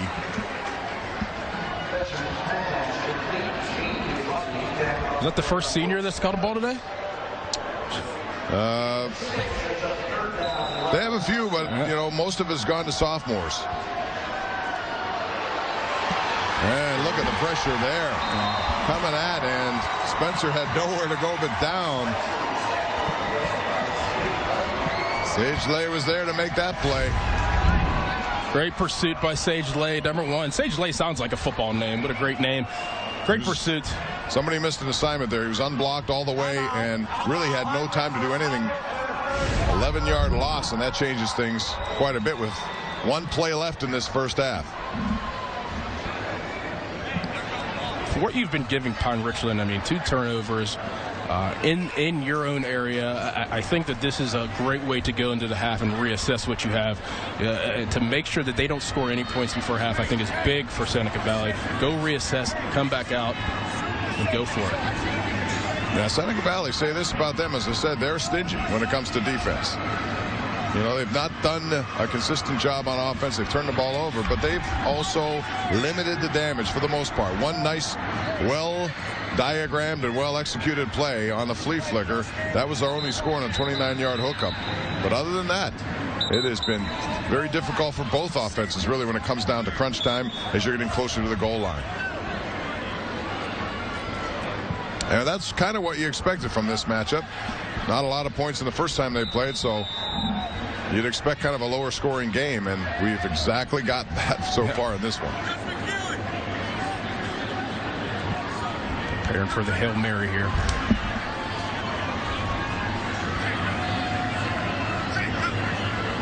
One play left in the half, and this is it. Cole Spencer winds up. Has a good arm, delivers, looking for something in the end zone. It's knocked down. Good play by the defenders there, as all they had to do was knock it down. Don't try anything heroic. You never know, it might be tipped into the hands of a trailing player. We've seen that a lot on those Hail Mary attempts. So this one is pretty much as we expected. A tight defensive battle, 7-0. Pine-Richland with the lead at halftime. We have more coming up with our halftime highlights, activities, interviews. There's your touchdown pass. Beautifully thrown to Luke Miller. 7-0 Rams. STEM has transformed Pittsburgh and created thousands of high-paying jobs. And with the right education from CCAC, you can be a part of it. Start your STEM career. Visit ccac.edu/STEM.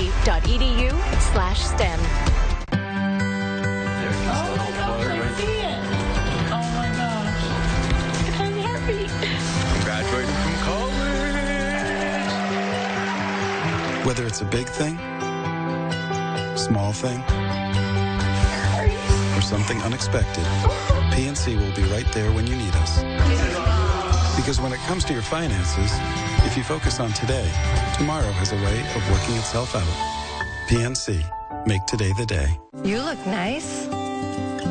Getting around isn't as easy as it used to be. That's why we called Bath Fitter.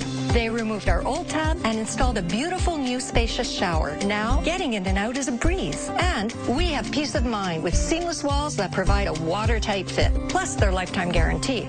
Thanks to Bath Fitter, life is so much easier with a shower we love. Bath Fitter. People you enjoy dealing with and a company you can trust. Black Friday means the best tech with the best savings. And now at Nissan's year-end event, you can get both in our award-winning lineup. No brand has earned more J.D. Power Initial Quality Awards for cars and trucks than Nissan in 2018. Get Black Friday savings before they're gone. Save up to $14,221 on the 2018 Titan, or get a low $199 per month lease on the road. But hurry, Black Friday savings ends soon. I want a college degree, and I want the full college experience. That's CCAC. I play volleyball. I'm in the art club, and I'm going to India next semester. And I'm graduating with way less debt. Get a total college experience at CCAC. We're back with more of our First National Bank halftime report.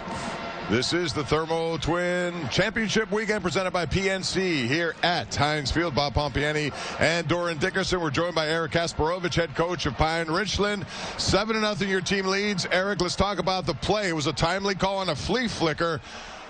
When did you know that was going to be successful? Yeah, it's something we've been practicing. We've had that in the bank for about 3 weeks. But right after a turnover, we always like to take a shot there. It's always a good time to do it, and the kids executed to perfection. So. Hey, Coach, Doran Dickerson here. What are you going to say to your team whenever you go into to halftime to make sure you keep the momentum coming out of half? Yeah, well, we get the kick, so that's good. We're playing great defense, so we got to continue to do that, get the ball back to our offense, and we just got to make the most of our opportunities. We've had the ball down in a couple times and haven't been able to finish. So we just got to finish a couple drives, get some more points on the board here, and hopefully, put this one away. But they're playing extremely tough, so it's going to be a battle here in the second half. Coach, thanks for your time. We appreciate it. Best of luck second half. Thank you. Eric Kasparovich, head coach Pine-Richland. They lead 7-0. A well-timed flea flicker call. Yeah, it was the handoff up the middle, back to Spencer, and he finds Miller 29 yards. The timing of that was just as important as the actual execution. It was, and they diagnosed it. They had band coverage. I mean, the timing, like you said, was huge. Great throw, great catch, way to move and get some momentum going into that game. We'll take a break. When we come back, Josh and Matt are here. They're going to go back over some of the highlights. We're also going to have a special interview with Tim O'Malley, Executive Director of the WPIAL. Let's get started. Whether it's on your first account or your second location, let's put smart technology in your hand and smarter people by your side. Let's get started online or at your local First National Bank branch. Hey, man gets this, cut to this. Don't sweat it, because when it comes to work, Ford Commercial Vehicles can take it and bring it and flat out work it. You might say they're wired for success. Ford Trucks and Vans, year after year, America's best-selling line of commercial vehicles. During the Transit Sales Event, get these great savings on a 2018 Ford Transit. American Standard Heating and Air Conditioning is built to a higher standard, so you can focus on problems in your life, like which remote turns the TV on. Built to a higher standard. Visit AmericanStandardPittsburgh.com for a dealer near you. The holidays make me look forward to Chick-fil-A, honestly. Every year we have an ugly sweater party. I like the manatee. That one's cute. I love this. We cater it with Chick-fil-A. The crowd pleaser. Scott's always so helpful. All the food's coming out as quickly as we can. Since she usually has a small child with her, we want to make sure we help them to their car. It takes the stress out of the holidays. We're going to help no matter what. Scott, here's a present. My own ugly sweater. Dino! You win the prize, yeah. Nice. You win the prize.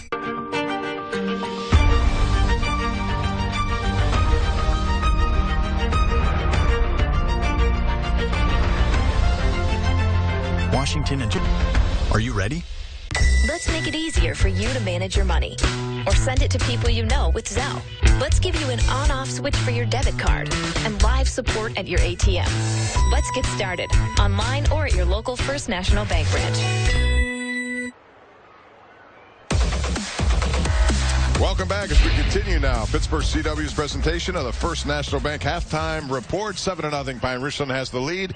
Pine-Richland band on the field, a big band, and then Seneca Valley will take the center stage here at Heinz Field. Joining us right now, Executive Director of the WPIAL, Mr. Tim O'Malley. You have to, first of all, you love the weather based on what we saw last year compared to this year. It's been a fun day. Your thoughts so far of these games? Well played. Great day. And this one is it's up to its expectation. They're playing very well. Last game was very well played. Obviously, Aliquip did a great job, and hats off to Olsh for what it was they accomplished. Yeah, Olsh, first time ever. They win a championship, and they took it to the Rams of Rochester. Just shut down a very talented run game that the Rams have. And then we saw Aliquip with their talent, and they do have a lot of talent. It was on display at just about every position. And the positive thing was the young Gibson kid had a tremendous day. And last year, some of those kids played last year in that tough 2-0 loss, but they came back today, and I think avenged what occurred last year. Yeah, that was a tough game to watch, and he was a quarterback by then. Yeah, now he was the receiver, and Eli Kasanovich did a good job. And then we saw really a thrilling game, the best of the day. I thought the last one went down to the final play. Very well played, and two great teams, two great coaches, and hats off to Coach Rossi, and Coach Chirpek's done such a great job. And Chirp told me afterwards that had they scored there at the end, they were going for 2. They weren't going to play overtime. Is that right? Yeah. So that's Chirp football right there. And just your thoughts about having this event here at Heinz Field, and all these communities get a chance to really experience what it's like to be at this facility. And first of all, we so very much appreciate the opportunity that KDK's provided to put these games out on the air, and I think it adds in a very significant way to the accomplishment that these kids have. And then for the communities to come in and take part in the celebration here at Heinz Field, it's unmatched, and we're happy to be able to do it. Well, we appreciate your hospitality. Look forward to hopefully a long relationship here as we continue. We have one half of football remaining, maybe more. It's 7-0. Our thanks to Tim O'Malley. We'll see you again down the road, and we'll come back with halftime activities right here, presented by First National Bank. Do you want to go out? Sure. Do you love me? Absolutely. Will you move in? Yes. And here you are, ready to share your life, your love, and even your finances. Although you may not always be on the same page. But PNC can help you set a budget you both can agree on. The sooner, the better. In fact, today is the perfect time to start. PNC. Make today the day.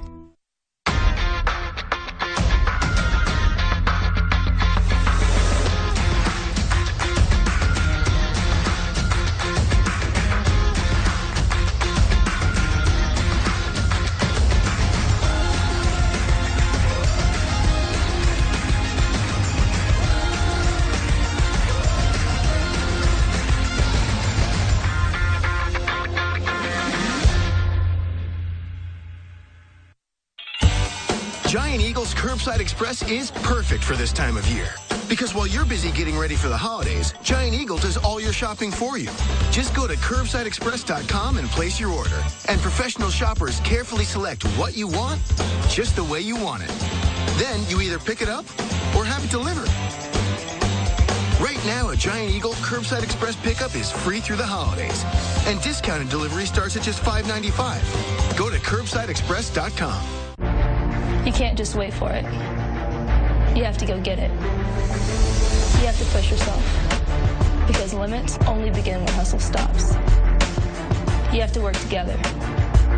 Because you can't get there on your own. You'll have support. Because you're more than just a name on a list. And then you'll get there. That's success. And I hope it's ready for me. Because I'm ready for it.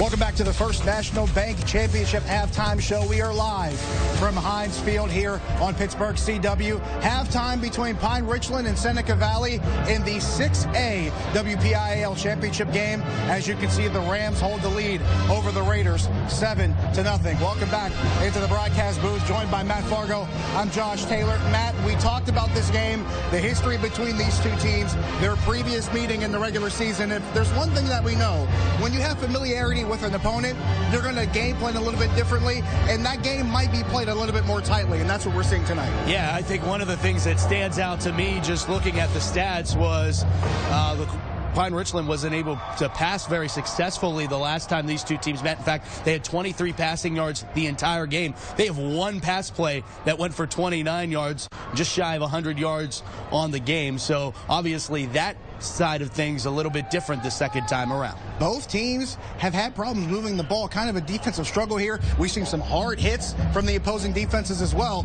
We'll take a look at it here with the highlights. And starting out in this game, Matt mentioned Pine-Richland's offense not really getting off too much of a start. Meanwhile, Seneca Valley started making some plays early. Big third down conversion there by Jake Stebbers. Also, Jake Meinweiser made a couple plays as well, but in the meantime, that field goal attempt by Seneca Valley blocked and returned by Chance Boyd for Seneca Valley. That was a 6.5-minute drive that ate up the first quarter clock, but resulted in no points. Meanwhile, another play here along that drive, an interception that comes down later on. Seneca Valley, another opportunity to score wasted. Pine-Richland brings it back. Then there's Pine-Richland. Field goal attempt by Mason Cruz. That was no good, so this game remained scoreless. Meanwhile, Seneca Valley trying to find ways to move the football. Then there's a big fumble here by Jake Meinweiser. Pine-Richland falls on it. They take advantage, and on the first play off the fumble, it's the flea flicker. It's Cole Spencer to Luke Miller, 29 yards into the end zone, 29-yard touchdown pass. That made it 7-0. Seneca Valley still trying to find an answer. Meinweiser fumbles again. Pine-Richland recovers. Luke Miller's the guy that falls on it. He caught the pass after the previous fumble, and Seneca Valley hasn't been able to really generate enough offense. They've been moving the ball well, but just not enough offense to get over that hump and get into the end zone. And that's kind of been the MO for them in the regular season, and why they fell to the three teams that they played was they weren't able to get that offensive production. Their defense has been able to keep them in games all season long, and it's that offense, as you said, trying to get over the hump. They're going to try to do that. The defense has kept them in the game. It's a one-possession game, and Pine-Richland's had good field position, haven't been able to convert on the turnovers Seneca Valley's been forced. We talked chess match when we were talking about South Fayette and Thomas Jefferson in the 4A game. This is turning into a nice little chess match between Ron Butchler and Eric Kasparovich. Yeah, Ron Butchler's done a really terrific job. His second year now at Seneca Valley, and he said he never thought that he was going to be back as a head coach.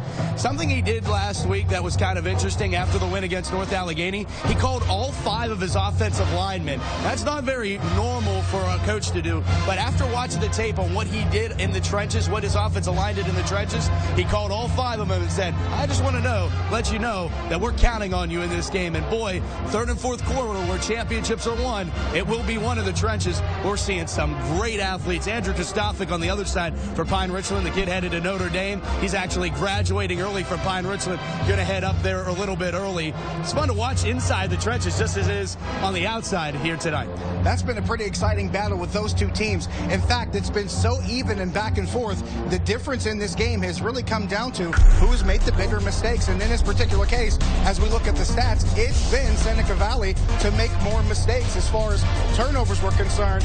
3 of 8 on third down. Time of possession, Seneca Valley's controlled that too. But you mentioned Pine-Richland's passing game. It finally took over in the second quarter. They've actually had 157 total yards, but a lot of the yardage that they've gained have been specifically after Seneca Valley has made mistakes in the first half. And think about back to that first meeting where Pine-Richland almost rushed for 400 yards in that first meeting, leading the passing department more than they are the running department. These two teams are game planning against what they've already seen, so you're seeing teams go in the opposite direction. Will that trend continue in the second half? Very curious to see what happens with these two teams. If you're these two coaches, what adjustments are you looking to make? Well, for Eric Kasparovich, it's got to be converting on field position. They've gotten good fumbles. They've gotten a couple turnovers, and they haven't been able to turn that into points. They had an opportunity twice there late in the second quarter to take a 2-touchdown advantage. They didn't do that. And for Seneca Valley, it's sustaining drives. They've been moving the ball, like you said, but now they need to get over the hump, get into the end zone, because it's a one-score game. And as we saw in the last game, anything can happen in the second half. It's the rematch, Seneca Valley, Pine-Richland, but who will be crowned champion? We will find out in a few moments here on Pittsburgh CW. Stick around.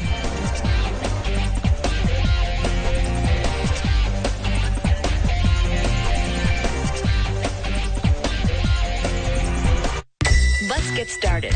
Whether it's on your first account or your second location, let's put smart technology in your hand and smarter people by your side. Let's get started online or at your local First National Bank branch. Hey, man gets this, cut to this. Don't sweat it, because when it comes to work, Ford Commercial Vehicles can take it and bring it and flat out work it. You might say they're wired for success. Ford Trucks and Vans, year after year, America's best-selling line of commercial vehicles. During the Transit Sales Event, get these great savings on a 2018 Ford Transit. American Standard Heating and Air Conditioning is built to a higher standard, so you can focus on problems in your life, like which remote turns the TV on. Built to a higher standard. Visit AmericanStandardPittsburgh.com for a dealer near you. The holidays make me look forward to Chick-fil-A, honestly. Every year we have an ugly sweater party. I like the manatee. That one's cute. I love it. We cater it with Chick-fil-A. The crowd pleaser. Scott's always so helpful. All the food's coming out as quickly as we can. Since she usually has a small child with her, we want to make sure we help them to their car. It takes the stress out of the holidays. We're going to help no matter what. Scott, here's a present. My own ugly sweater. Dino! You win the prize, yeah.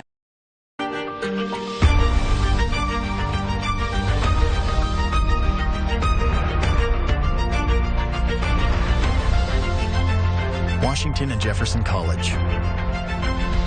Are you ready? Let's make it easier for you to manage your money. Or send it to people you know with Zelle.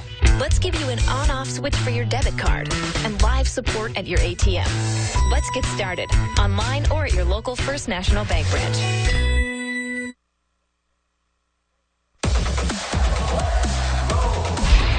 We are back with more of the First National Bank halftime show at Heinz Field. 7-0. Pine-Richland has the lead. Only 2 quarters stand between them and another championship for Eric Kasparovich. This has been a tightly contested game. Bob Pompiani, Doran Dickerson here. What are your expectations of the second half? Can Seneca Valley do anything to open things up from an offensive standpoint? I think they need to throw the ball down the field. They were hitting on a couple crossing routes throughout the first half. So this half, you need to really grab some momentum, hit on the routes, make sure you're throwing the ball down the field. No more mistakes, no more turnovers. Be disciplined. Although they did, stiffen after those turnovers. The one, however, right off the bat, there was a fumble that Pine-Richland recovered. It turned into the only score of the day, and it was a flea flicker, and it was beautifully done as Pine-Richland returns to the field. And it was 29 yards. Luke Miller, got some separation in the secondary, and Cole Spencer put it right there. It went to Luke Meckler up the middle. He turned around, created that flea flicker opportunity, and it worked against Seneca's defense, which has been stingy. That's the only points of this game, 7-0, and that's where we stand right now. And, field position always is a big, important part of this game. And to start the second half, we always look at the first drive of the second half, how important it is for both teams.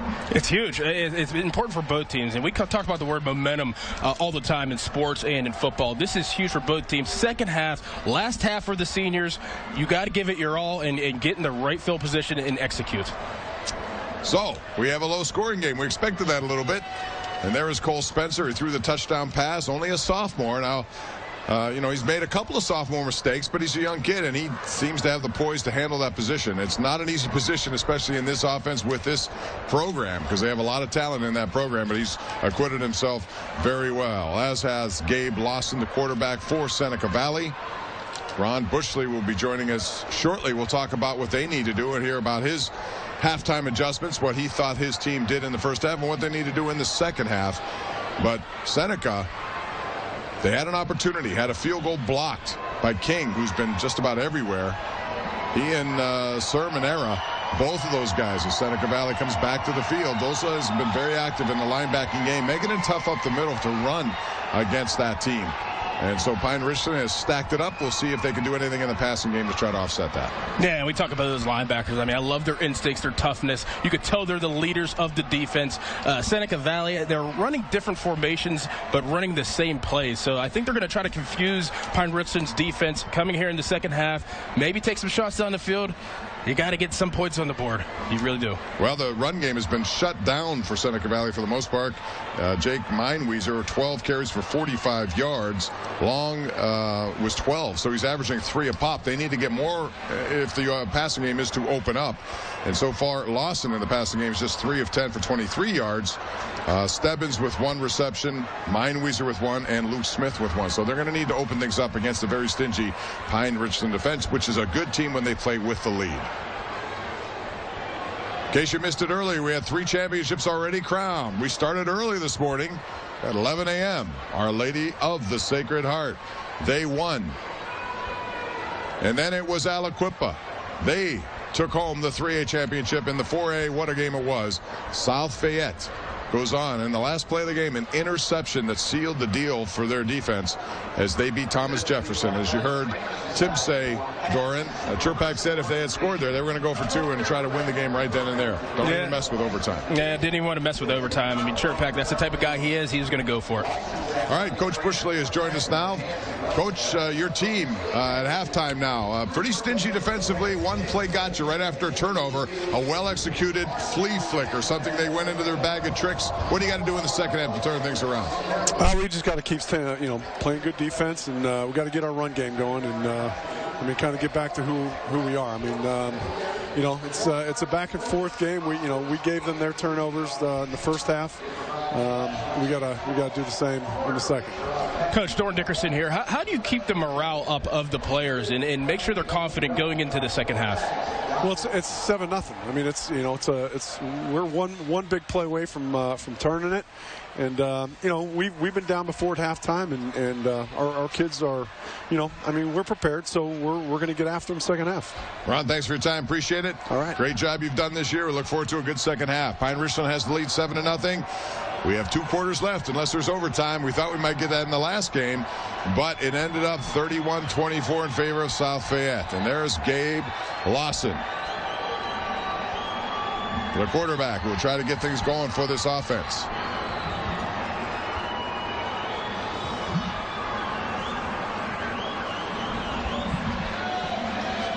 And Cole Spencer, the sophomore, with the only touchdown pass of this game, and it was a well-diagrammed, well-executed play. And you see some of the passion right there, knowing what's on the line. 1 half of football left, the message being delivered. I talked about earlier, the summer conditionings, the spring ball, all the stuff that you do before the season, even the exhibition games, the little things you do. This is what it comes down to. The second half, you got to give it all you got because you don't want to go home and you want to win a championship here at Hines. All right, see the passion of Sage Lay over there. He was getting his team ready to go, and he's made some big plays here. He had a big sack early in that game. He came unblocked off the edge to get to Cole Spencer. One of the negative plays that Seneca Valley had in that first half. You see the young quarterback, Spencer, only a sophomore. He looks younger than that, Doran. He's a young-looking kid, but like I said, he handles it well. He's a multi-talented kid, can run the ball. He's had a lot of success in the running game. He also can pass the ball, as we saw with that 29-yard strike right on the money to Luke Miller. We're both impressed by his poise. His poise in the pocket, his poise as a young player. His poise, going out there and seeing that logo in the middle of the field, that has to be a little nerve-wracking. Looking around, seeing where you're at, seeing who plays here. The poise of this young player is unbelievable, and we're going to see it in the second half, and he's probably going to try to lead his team to a victory today. And the turf here at Heinz Field will be replaced, as it always is, after these 4 championship games. Jimmy Sacco and his team do a wonderful job here. It always looks great late in the season, and for 4 games today, looks pretty good as well, as we're ready to go with the second half. Kickoff. Pine-Richland has it, and we're going to get a return here at the 10-yard line. It's Meckler trying to find more running room to the outside. It closes quickly, and he's brought down at about the 24-yard line. So Luke Meckler with the return. Pine-Richland has a chance to make a statement here, and so does Seneca Valley defensively. We'll see what they can do. Trailing 7-0 as the Rams have that lead, trying to finish what would be another outstanding season and back-to-back championships. Thomas Jefferson was denied in their quest to make it 4 in a row by a very, very talented South Fayette team. 21 third-quarter points was the difference in that game, as TJ led by 11 at halftime. They saw it evaporate in that third quarter. And right up the middle. And running with the football right there is Anthony Sermonera. He's a big load at 210 pounds. We see in that linebacker. Stebbins also a big guy, so those 2 guys came together. 2nd and 1 after the gain of 9 yards, and the snap is low. Spencer recovers, lay on top of him, and that's going to go for a loss there. Yeah, you got to find something. You got to figure out how you're going to make this a momentum switch for this game. So having a play like that, backing them up a little bit, is good for the Seneca Valley defense. Seneca's finding a way to get him free to the ball. He's not picked up over there by Pine-Richland, and he had one of those plays earlier in the first half where he came in uncontested and resulted in a 10-yard sack. Here comes pressure again, this time up the middle, and it forces Spencer to move, and he flings it along, a la Ben Roethlisberger. Manera, look at him go, the big boy, putting his head down, getting across the 40 to the 41-yard line. That's a great bit of ad-libbing, a gain of 14 yards, and a heads-up play by Cole Spencer. Way to improvise and just be an athlete here. It's a big play, and throwing it to your guy, the heart and soul, as we say, the offensive defense, the toughest guy on the team. Getting the first down. Gotta love Sir Manera. He does it on defense. Now he's in that game. Kind of a fresh look on offense. And look at Spencer. Quick burst up the middle following his offensive line, opening up holes. Mike Dorundo, Michael Kadick up the middle. And that was a nice gain as well. Pine-Richland looking to get some movement here, going a little more faster pace of offense, trying to catch Seneca Valley off guard on defense. Spencer again, this time a little bit off right tackle there. It's a shorter gain, but it gets first down yardage, and it moves the chains. So now they're into Seneca Valley territory, number 5 over there. Josh McLean made the play defensively for the Raiders.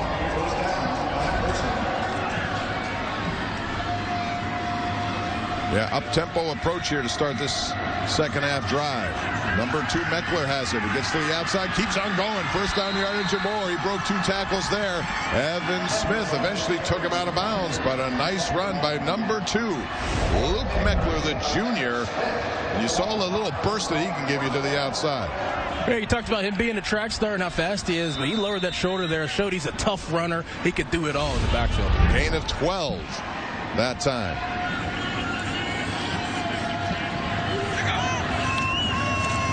Pressure up the middle this time. And Spencer escapes it now. Looking to find some blocking. He cuts back into the middle. And that's a nice positive gain. Looked like it might be a negative play to start. A gain of 7 after he dodged the initial play there and avoided a loss. Good job getting positive yards here, getting upfield, getting down when you have to. Once again, not much time being used. Here's Meckler, and they're wearing down Seneca's stingy defenses. They get to the outside, another first down, and a gain of 10 more yards for the junior running back, Luke Meckler. The big offensive line paving the way, and they got some big guys there. Kristofic, 275. Kadick, 270. Dorundo, 257. Brian Bales, 300 pounds.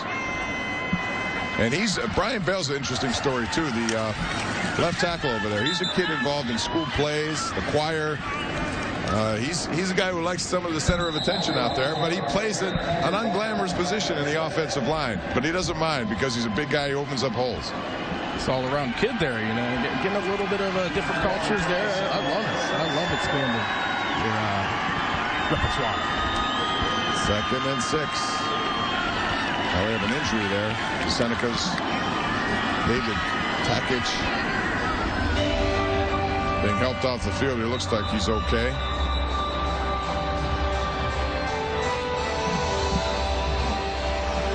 .8:47 left in this third quarter, and Pine-Richland has taken the kickoff and moved right down the field pretty methodically at a bigger tempo than they saw in the first half. So Ron Bushley and his team need to come up with something to stop this and prevent some more points. They're down 7-0. And one of the goals of Pine-Richland here was to get long drives, occupy that clock, and do to Seneca what Seneca has done to a lot of other teams, like North Allegheny, like Central Catholic in their first 2 rounds of the playoffs. Bushley's defense, I mean, they're close. You know, they've been to the quarterback close, and they're right where they need to be. They just need to make a stop.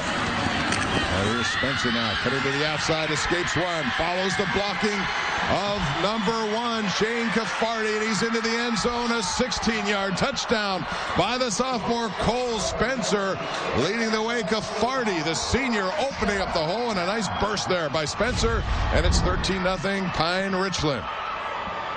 Direct snap. I mean, little stiff arm, getting outside. Nice block by the receiver here, diving in the end zone. Know what's at stake here. Diving in the end zone, giving your all touchdown. The first surge came from the offensive line. Caffardi then never stopped as the wide receiver. Just a little bit of a block there gave Cole Spencer the opportunity. He needed a 16-yard touchdown, and the Rams have jumped out to a 14-point advantage. And Seneca Valley has its work cut out for them right now.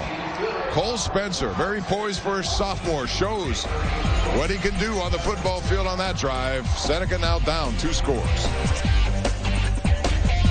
Teal College, an energetic place focused on your academic and personal success, where so much is so close.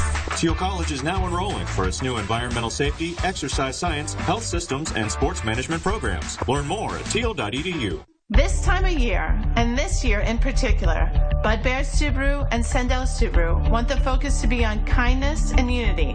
That means no contest between us during the Subaru Share the Love event. Just come into Washington or Greensburg and buy or lease a new Subaru, and Subaru will donate $250 to our local charities or national charities. Join us in making this year memorable. Thank you. Want to sell your home in just 3 easy steps? I'm Ryan Shalaba with the Home Buyers of Pittsburgh. Call us. After a 20-minute home tour, we'll make you an offer within 24 hours. Home Buyers of Pittsburgh, 412-386-0096. At Thermo Twin Windows, customer satisfaction is a beautiful thing. From concept to creation to delivery, every Thermo Twin window is handcrafted by a team of dedicated employee owners. Our customers know Thermo Twin Windows is more than just a company. It's a family that has been serving the Pittsburgh area for 46 years. Right now, get up to 40% off windows with no interest financing during the winter installation special. Thermo Twin Windows, employee owned, Pittsburgh made. We are back at Heinz Field, the bright lights, the big stage. We want to remind you about a CW program called All-American, inspired by the life of NFL player Spencer Pasinger, when a rising high school football player from South LA is recruited to play for Beverly Hills High. The wins, the losses, the struggles of 2 families from different worlds, Compton and Beverly Hills. They collide. Dream big, stay real. All-American, Wednesdays at 9 on Pittsburgh's CW. What an impressive drive to start the second half. They're always big. That was impressive for sure.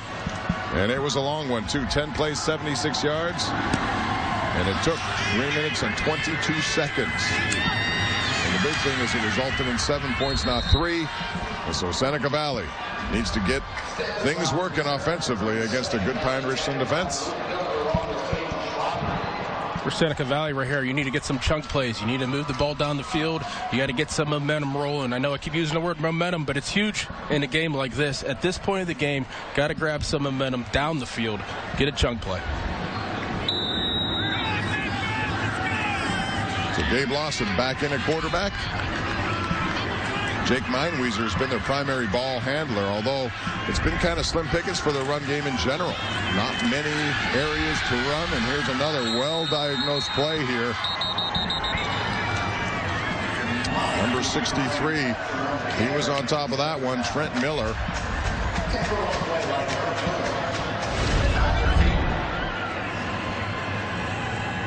This defense just swarms to the ball. Yeah, nowhere to go at all. Merrick Miller also involved. King. They just clog up the middle, and if you're trying to run against that, it's like running into a wall, and that's what we've seen so far for most of this night. Lawson now trying to go down the field, has his man there, and it's a completion to number 5. That's Josh McLean, and look at him down the sidelines. Luke Meckler finally picks it up. That ball first looked like it was going to be overthrown. He came down with it, and then he turned it into the biggest play of the night here offensively for Seneca Valley. That's a gain of 49 yards on the connection from Lawson. That's the play you're looking for. That is the big play that your offense is looking for. Now you can build off of that. Now you're in the red zone. You're on the 12-yard line. Time to punch it in, score some points, get back into this game. There were 2 receivers in that same route, and it went to the man, McLean, who was there, the senior. An interesting route, though, as it turned out. That's a handoff straight ahead to Meinweiser. Not much. Miller and Smith on the combined tackler. Actually not. Mine-Wizard, I beg your pardon. That's Evan Smith. Only a gain of 2, but they're at the 10-yard line now. They still can get a first down here, Doran. But it's tough sledding at this part of the field. This is when the field gets smaller, the opportunities and the windows get smaller as well. Right. And pistol formation. So, quarterback Lawson kept the ball. Luke Miller was all over it. The man who scored the first touchdown of the game on the flea flicker. A little indecisive was Lawson. There wasn't much to do there. Either hand it off or keep it, and both were well diagnosed by Pine-Richland. He wanted to kind of option it out to the back Mine-Wizard, and he just didn't have enough time. Great play by Pine-Richland's defense. So Lawson now, a negative play there. See what they can do. Needing some points. Play action, rolling left. Pressure, throws. That'll be out of the end zone. We have a flag on the play. Wow, that ball was not going to be caught. Connor Heltzel was back defensively there, and there was contact. We'll see what the official call is, but it looks like pass interference in the end zone.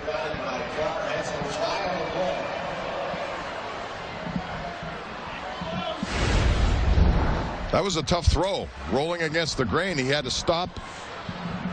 And I thought he was just throwing it out of the end zone, but... Holding. Defense. That guy's going to be half the distance to the goal. Replay third down. So Luke Smith was in the back of the end zone there, number 3, but he was out of the end zone too, which I thought would not. But I guess that holding call came earlier in the play.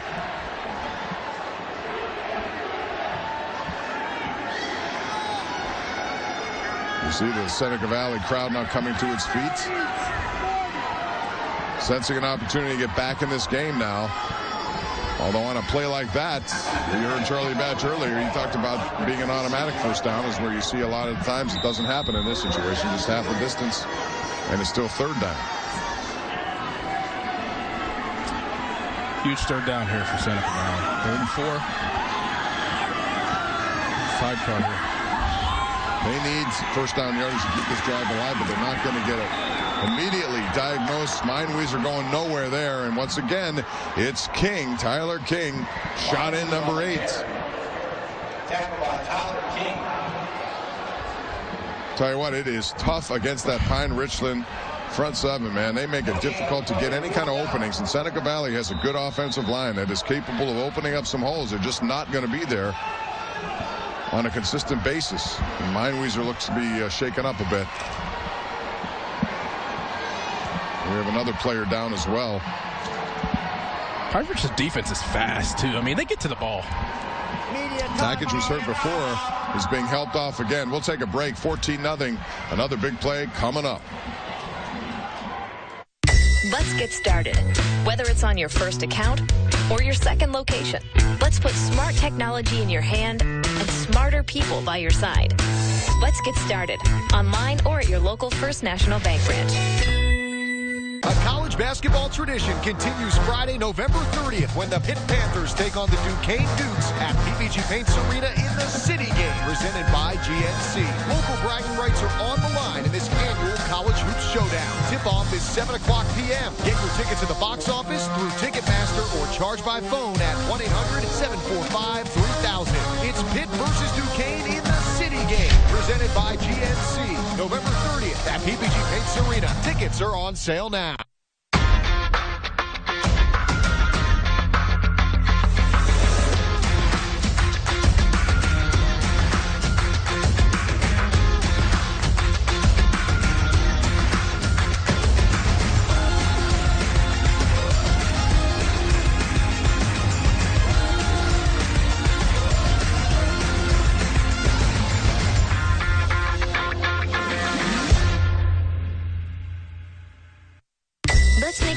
For you to manage your money or send it to people you know with Zelle. Let's give you an on-off switch for your debit card and live support at your ATM. Let's get started online or at your local First National Bank branch. We're back. Thermo Twin WPIAL Championship Weekend presented by PNC continues. Pine-Richland up 14-0, and a big play coming up here. 4th and 4 for Seneca Valley. They're down 2 scores. They need to get on the board, and they can still get a first down. Gabe Lawson, their quarterback, takes a high snap, looking for a slant. Under pressure, throws back of the end zone, and the pressure resulted in an errant throw. And not much you can do. Pine-Richland had that covered all over the field, Doran. No openings. He just tried to make something happen, and it wasn't to be. It wasn't. All over the field. Everybody's blanketed. Good pressure on the quarterback. This is a tough area to score points and to find windows, and everything was covered here. Great job by the Pine-Richland defense. Yeah, it starts with coverage down the field, and then Connor Hetzel applied pressure. And when you have nobody to throw, there's not much anybody can do in that point. That's just a really good defensive play. And the options were limited. Pressure is always a good thing, though. I've always, no matter what level of football, you put pressure, you can make even the great quarterbacks look average. Pine-Richland takes over. Sermonera. He had a big carry the last time. Josh McLean with the stop right there. And he comes up hobbled as well. He and King have been very active in the defensive side of the ball, and now he goes down, has an ankle injury, it looks like. Wanted to update you with Noah Campbellong, who got injured in the Our Lady of Sacred Heart game, was taken to the hospital. From what we understand, he could be undergoing surgery. It was the same ankle that he injured before, and we certainly wish him all the best. He was having a really good game at that time. So now it's time for an unsung hero. Let's talk about that. Brought to you by Westminster College. I'm going to go with Sermonera. Because he was, you know, I mean, you can pick a lot of guys on defense if you want, Dorn, for Pine-Richland. But they're linebackers.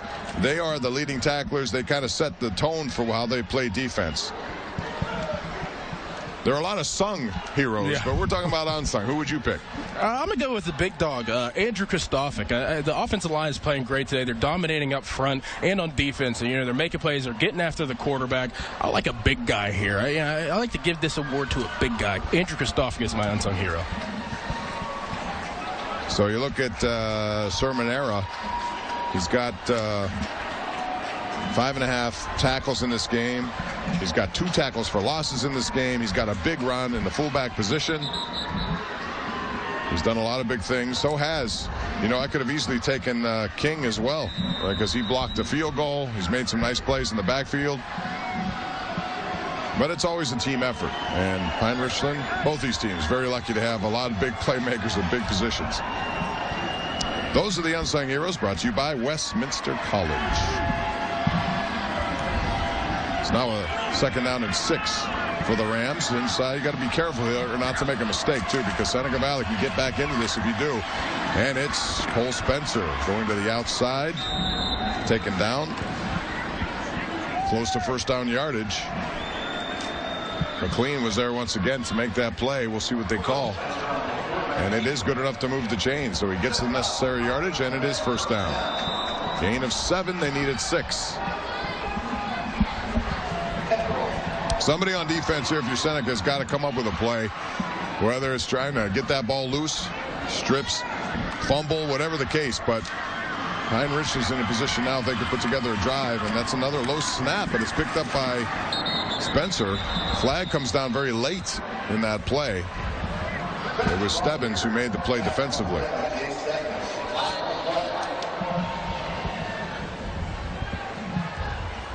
Holding. Offense. Could go half the distance and spot a foul. Replay first. So those are never a good thing if you're trying to keep a drive going, especially deep in your own territory. This is where you have to capitalize on defense if you're Seneca Valley. I mean, a penalty backing them up. You got to capitalize here. You got to throw a blitz in there, maybe a little stunt to get to the quarterback. Stop him here, and you can grab some momentum moving forward. Ron Butchley's done a wonderful job here, taking over Dave Vestal, the longtime Hopewell coach. He resigned in 2017, and Butchley was on the staff, and Didn't think he'd get back into the head coaching game, but he did, and took advantage of his opportunity. Has made the most of it here. Nice play by Stebbins against defensively on Luke Meckler. Nice short tackle there by Stebbins coming downhill. Limited to 3 yards. That's up 2nd and 15. Down in distance in the favor of Seneca Valley now. And now Spencer moving backwards. Dangerous throw along the sidelines. It was well covered there by Ryan Christoback. And we had a flag thrown down.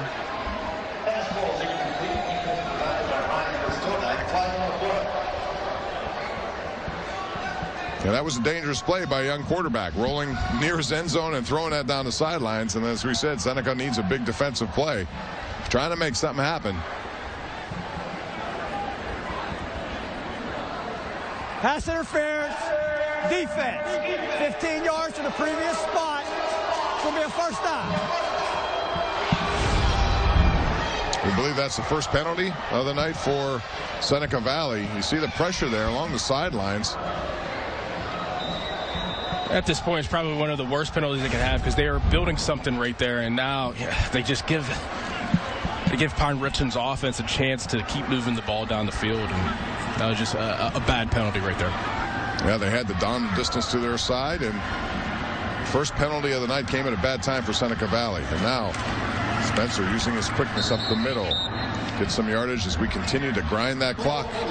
If you're Pine-Richland, that's a good thing. Seneca, not so much. 3 minutes, 50 seconds left. Drew Robertson was there defensively to make the play on Cole Spencer, who's been very good operating this offense tonight. Gain of 4, 2nd and 6. Again, he's going to keep it, run, get first down and more. Spencer across the 40 to the 42-yard line. And there he's hit by Connor Hayes, but too late to stop him from first down yardage. Nice healthy gain there as they move closer to midfield. Spencer's so elusive whenever he runs with the ball. He's very smart for how young he is. Elusive, and it doesn't take big hits, gets down when he has to. Now it's Meckler on the handoff to the right side. It's a couple of yards. And not much more than that, but Spencer is he's a smart quarterback too. When you watch him, he waits for his opportunity on the offensive line, and so far he has 96 yards rushing now on the night on 19 carries. So we talked about his ability to throw the ball, and we saw that talent on the 29-yard touchdown pass to Miller, but his ability with the run game, he's difficult to defend.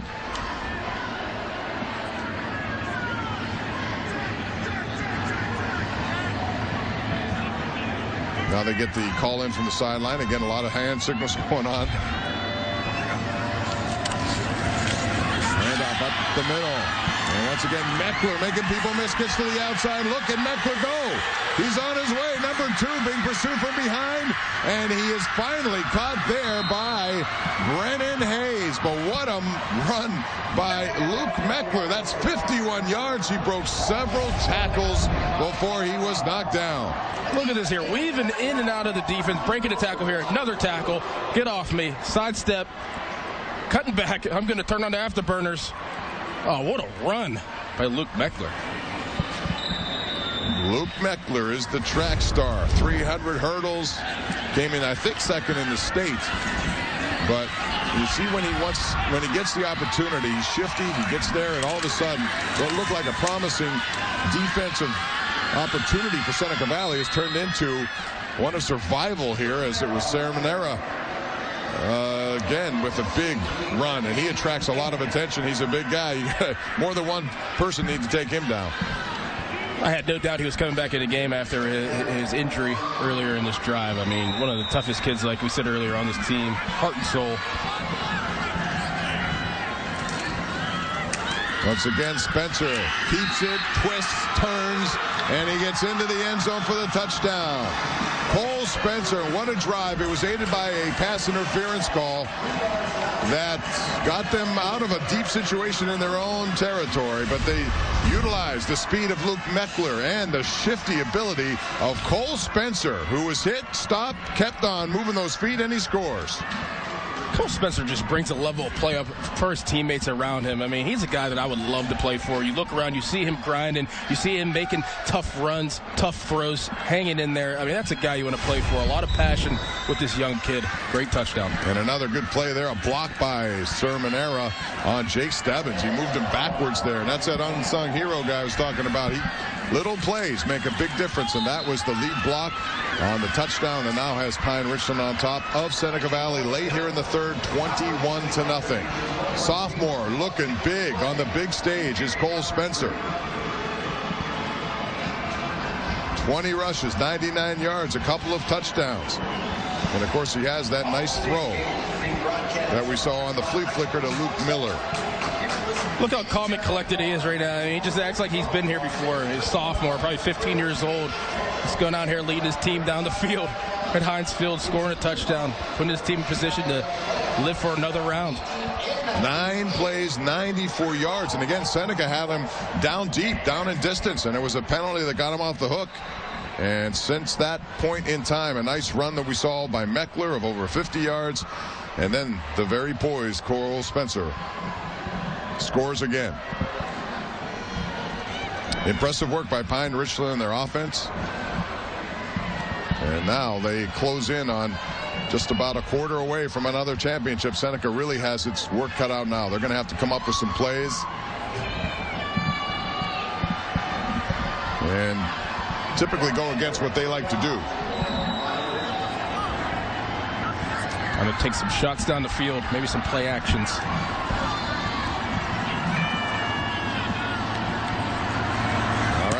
Here's the kick, and it's a good one.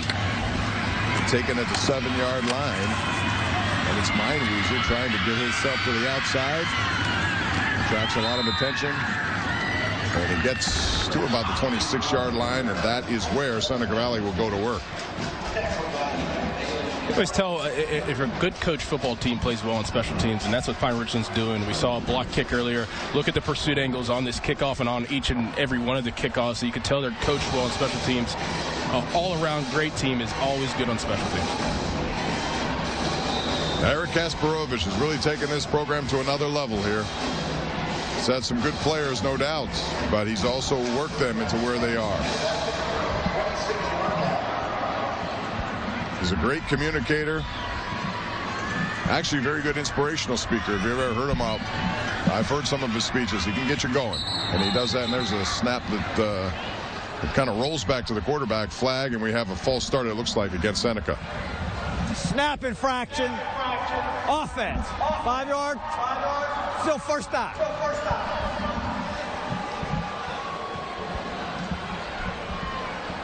Ron Butchley's done a wonderful job with Seneca Valley, but this is a deficit that's hard to make up, especially with only 1 quarter to go to do it against a team that has been very stingy and given up any sort of plays down the field. Now, they had their best play on their previous possession, and they went for a big gainer on the pass to Josh McLean, but other than that, they haven't had all much. Lawson. Stebbins had it in his hands, juggled it, could not hang on. That would have been enough for first down yardage. And Stebbins looks to have hurt his left ankle or Achilles area, stretching out that foot right now. Yeah, simple crossing route. Just took his eye off it a little bit. I wish he could have that one back. Yeah, normally very sure-handed. That one maybe was looking down the field a little bit. They're stretching out that leg. And they're one of their best players, Jake Stebbins.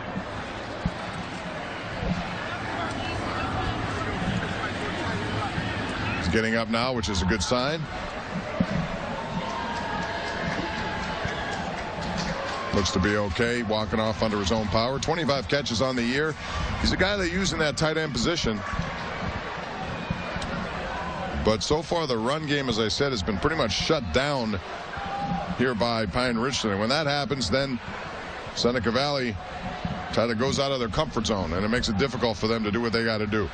Yeah, you got to start throwing the ball down the field, letting some of your receivers run underneath some passes, make some plays. You know, like you said, that's tough to do whenever that isn't your game. But you know what? These kids are going to dig deep, and they know it's at stake right now. This is the fourth of 4 championship games we've had. Our Lady of the Sacred Heart, congratulations, first championship. They're celebrating that one in Coriopolis, and then Aliquippa. They're used to it. It's their 17th. Amazing stat that they've been there 11 straight years just to get there. And then in the last game, which was the most exciting one of the day so far, went right down to the end. Trimber with a big interception at the goal line. Bill Churpak would have gone for 2 had they made that and try to go for the win. Final was 31-24 South Fayette. With 21 third-quarter points, and special teams played a big part of that. They had a big return to start the second half, and they also had a blocked punt, which led the way to points as well. So big plays like that in a big game normally make the difference. And right now, Seneca needs a big play. Gabe Lawson with 5 wide now. Throws.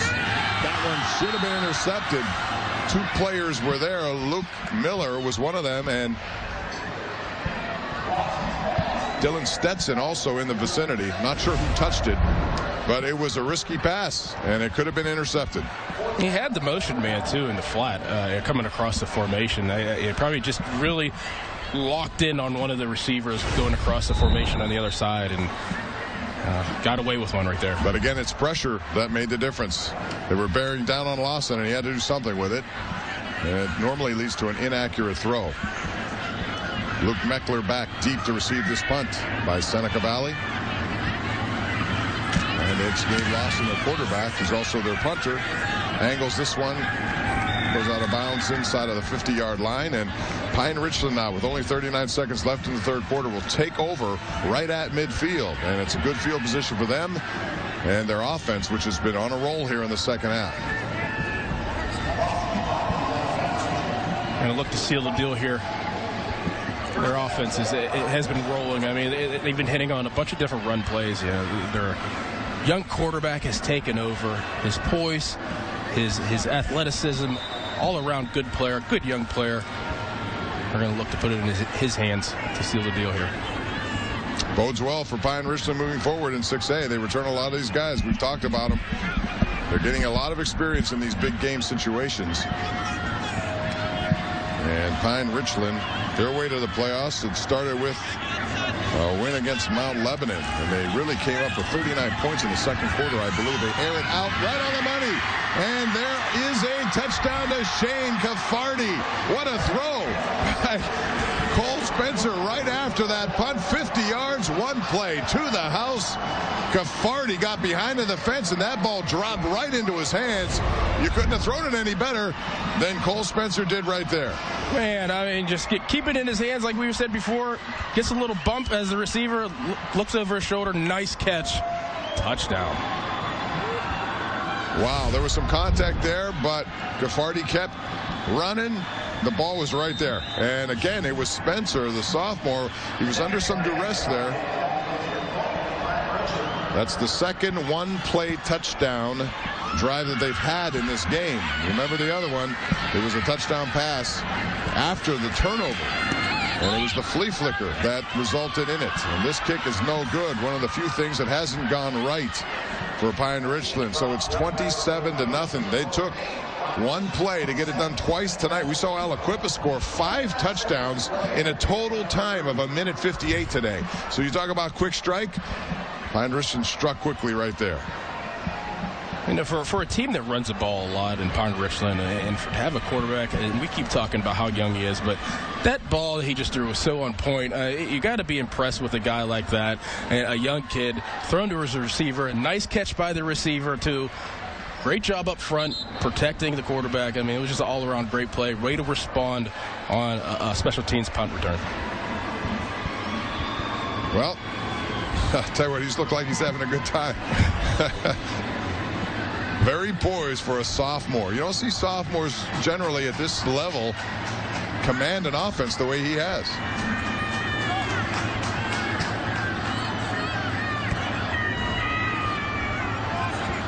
I said earlier, big shoes to fill. I mean, look who they had last year. Phil Dracovic, who's at Notre Dame. They've had Ben DiNucci. A lot of great quarterbacks have come out of Pine-Richland. Big shoes to fill, and he looks like he's doing a great job of doing that today. Yeah, Kevin McKay before him. He played with Neil Walker. They've had so many talented athletes at Pine-Richland. And this kid, you know, it's funny because I talked to Eric this week at a coach's corner luncheon we did, and he said, you know, it's difficult to replace a quarterback like Dracovic. A nice tackle there in the open field by Pine-Richland Special Teams and Josh Reckenberg. But they had a conversation, and he said, I just want you to be Cole Spencer. I don't want you to try to replace anyone. You have to be you, and it's taking some time. You got to go through some of the ups and downs that come with that. There are mistakes along the way, but Kasparovich is good with handling these young guys. And it shows his development throughout the course of this season. And again, teams in 6A are going to have to deal with him for the next 2 years. Kasparovich has been around big-time players in LeVar Arrington, played high-level football, so he knows what it takes for a young kid to keep his mind right and keep him poised, as we see from Cole Spencer. Gabe Lawson now looking to make something happen in the passing game, throws it, deflected, incomplete, and the receiver over there, Josh McLean, wanted some contact and a flag. He's not getting it.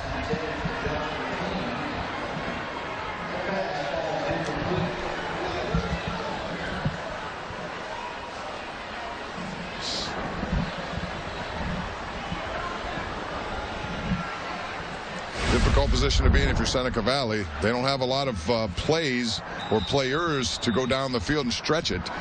They're more of a workmanlike team. But again, some of the early mistakes, and Pine-Richland capitalized on them. And now we have another stop. The last 29 seconds here is taking a long time to play. And I say that from someone who's been here very early this morning. So trying to get that clock moving here a little bit. You're a machine. You're a machine, Bob.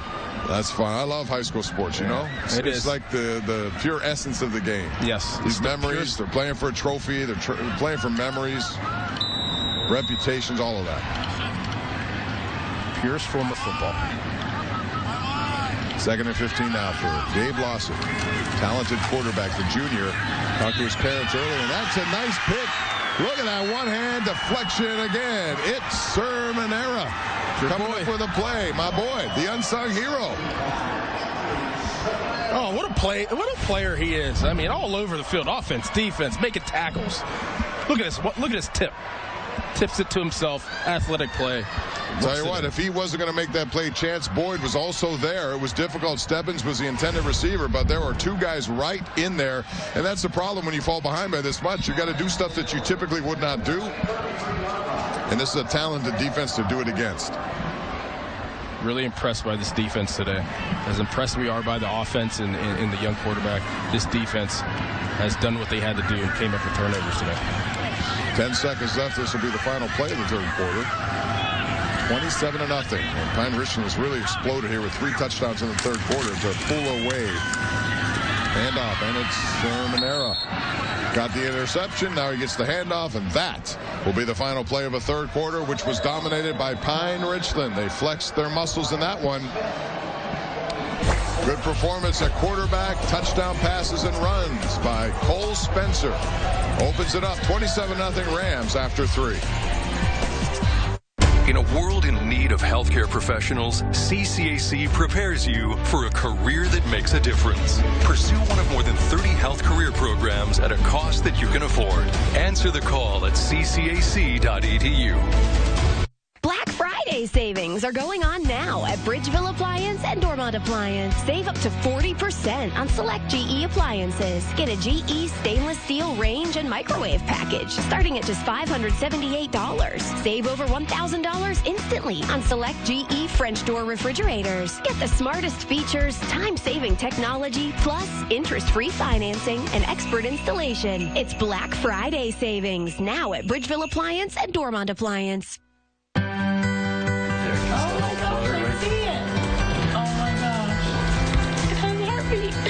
Graduating from college. Whether it's a big thing, small thing, or something unexpected, PNC will be right there when you need us. Because when it comes to your finances, if you focus on today, tomorrow has a way of working itself out. PNC. Make today the day.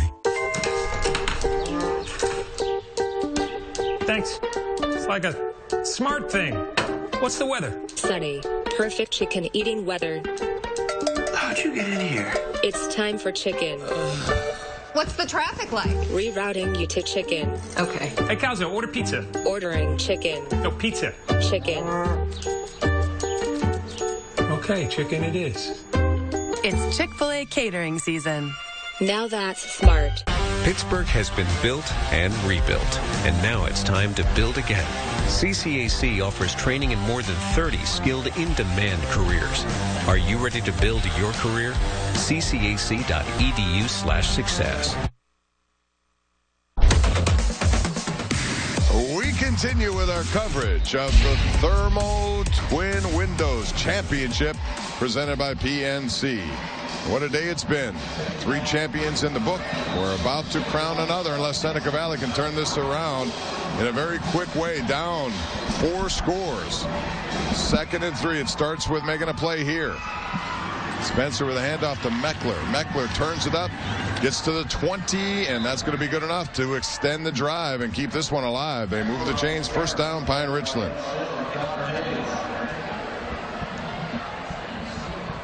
First down, Pine-Richland at the Seneca Valley 20-yard line. Coming up in a moment, we'll check out the people's stats so far through 3 quarters, and it has really been a big 3rd quarter by Pine-Richland that has taken a 7-0 half-time lead and made it what it is right now. Here comes Meckler again, putting his head down. Ball comes out, though, in the end zone, and it is recovered by Seneca Valley. Connor Hayes was there as Meckler was trying to get extra yardage. Ball came out, really the first mistake of the day by Meckler, and that's a touchback, but it preserves an opportunity here for Seneca Valley to try to get back in this game. It had to start with a defensive play, and they made it here. This could be what they need to get back in this game. Now you got to put a drive together. You got to put a series together on offense. You said earlier, Bob, that they're going to be uncomfortable doing some things that they never do. It's time to step up. It's time to start taking some shots down the field and get back into this game. They were knocking on the door there. A good play, too, to rip that ball out by Josh McLean. He's been a very active player for Seneca Valley. Very good player. Sermonera now. He sets himself into the... I'm sorry. It's mine. I got Sermonera on my mind now because he's making every play. He's my unsung hero. Now it's time to check out the People's Gas stats. And you see what happened there in that 3rd quarter. Pine-Richland had their way in the first half, but Seneca Valley escaped with some good defensive plays when they needed it most. But overall, 351 to 126. That's domination by Pine-Richland, and they do lead 27-0. Brought to you by People's Gas, making your life better. Thank you, Peoples, and all of our sponsors who've made this all possible today. We're happy to have the opportunity to bring you all of these games. And then we have a lot of programming coming your way on Pittsburgh CW Sports-wise. Tomorrow we have a special edition of the Sports Call after the Steelers game. Tyler King, the other outstanding linebacker, number 8, with a big play there.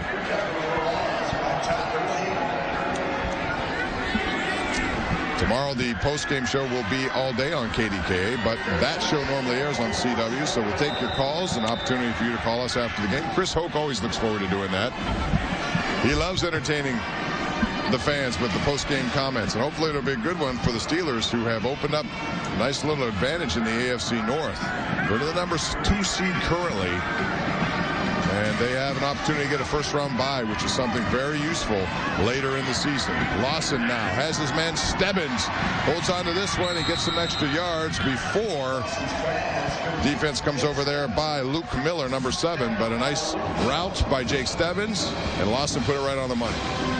Another crossover route. They've been doing this all game. Way to respond if you're Jake Stebbins from that drop earlier. Getting upfield, putting his team in position to keep this drive going. So they get out to the 43-yard line. After the touchback, the forced fumble into the end zone by Meckler, just as he was about to score. Or otherwise, this could have been a 34-0 game.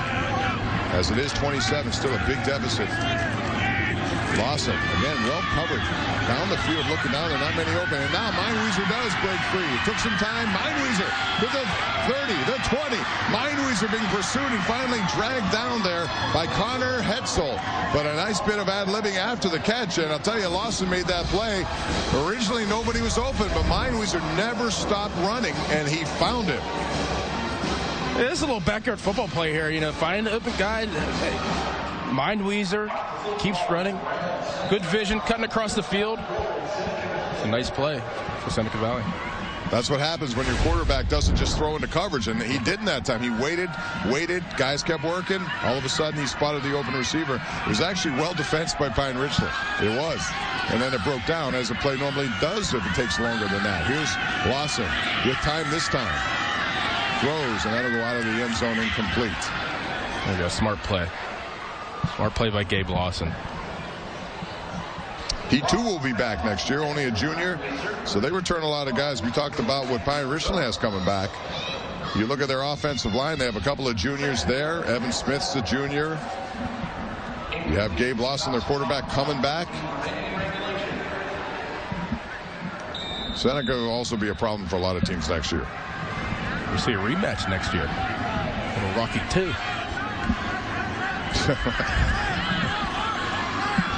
Hey, you never know. The unpredictability of high school football.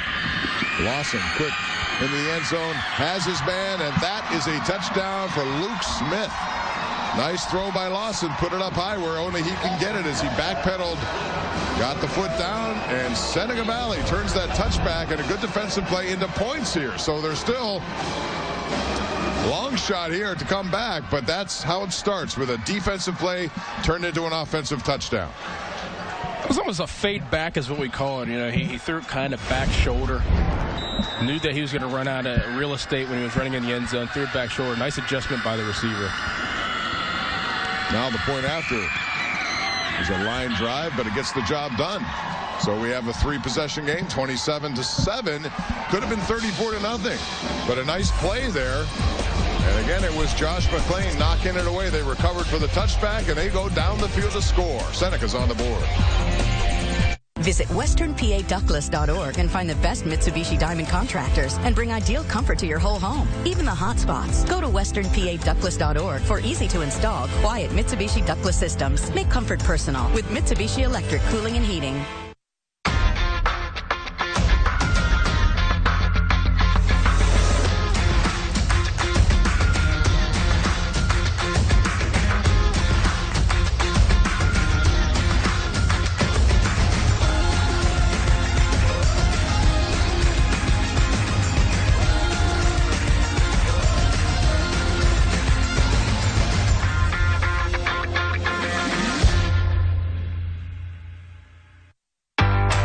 College, a creative, energetic place that's rooted in academic excellence, innovation, and tradition, where motivated students become motivated graduates, where so much is so close. Teal College, that's where. This is affordable housing. As Pittsburgh continues to grow, so does our need for safe, accessible, affordable housing. Top-notch new affordable housing is currently being developed in communities like Skyline Terrace and Larmer, East Liberty. We are Pittsburgh's premier provider of quality, affordable housing. Find out more at www.hacp.org or follow us on Twitter at HACP1. Bob Pompiani, Doran Dickerson, Selena Pompiani with you as we continue our 4th and final game of the day. And right now it's all Pine-Richland. Although Seneca Valley, they keep grinding. They had to make a defensive play. They did. A forced fumble in the end zone touchback, and they drive the length of the field, Doran. So, hey, they may run out of time, but they're not giving up, and they need to make something happen now. And is it too early to do an onside kick? Is it too early to try something out of the normal? I'm pulling everything out right here. I mean, 9:09 left in the game, 9:09 left in maybe your season. I'm pulling all the things I have in the arsenal out right here to figure out how to get some points on the board. Seth Winters, outstanding soccer player. He's their kicker, number 29. Let's see what they look to do here. Got the hands team up just in case. And Kasparovich, maybe you want to toss this out. That's their first. Yeah, if I wasn't mistaken, I'm not sure. I think Seth Winters, as a soccer player, was going to play for a state championship. I don't know if their team made it there or not. I did not see a follow-up on that, but he had an opportunity.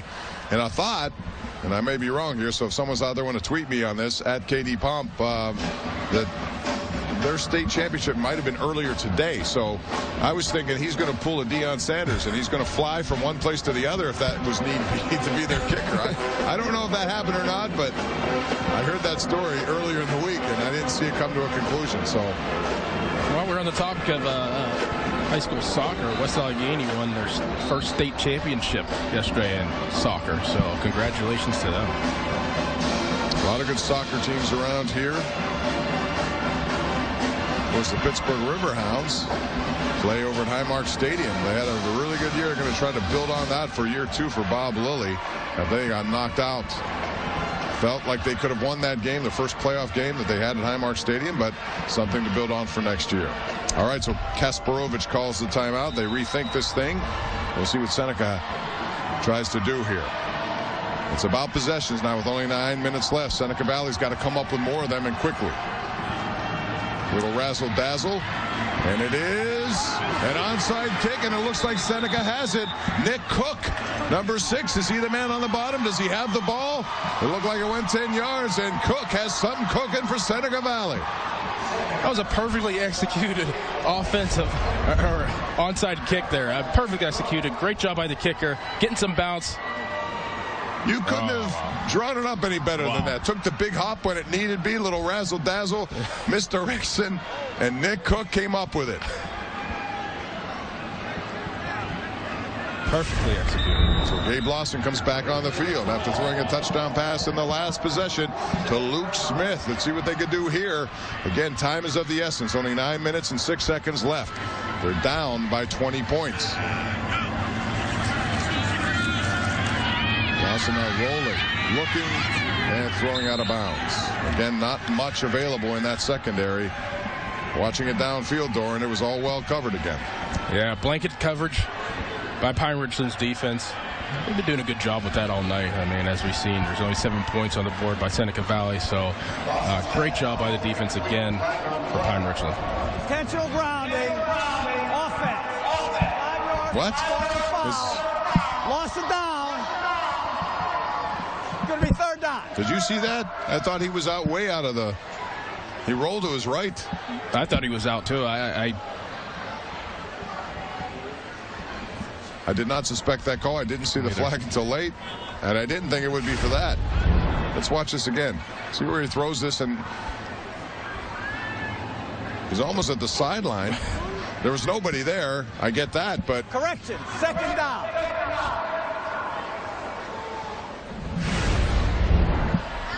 Well, whatever the case, they go backwards, and that's an ill-timed penalty for Gabe Lawson. This time he sets up a little screen pass. Mineweezer gets some of that yardage back over the 45 before he's planted into the ground there by Tyler King, the linebacker, came up and finished the play. Mineweezer doesn't like it, but boy, that has to hurt on a chilly night like this one. But he's a good worker, is Mineweezer. Picks up some yardage, but they still have more to go here. It'll be 3rd down and 17 after that penalty.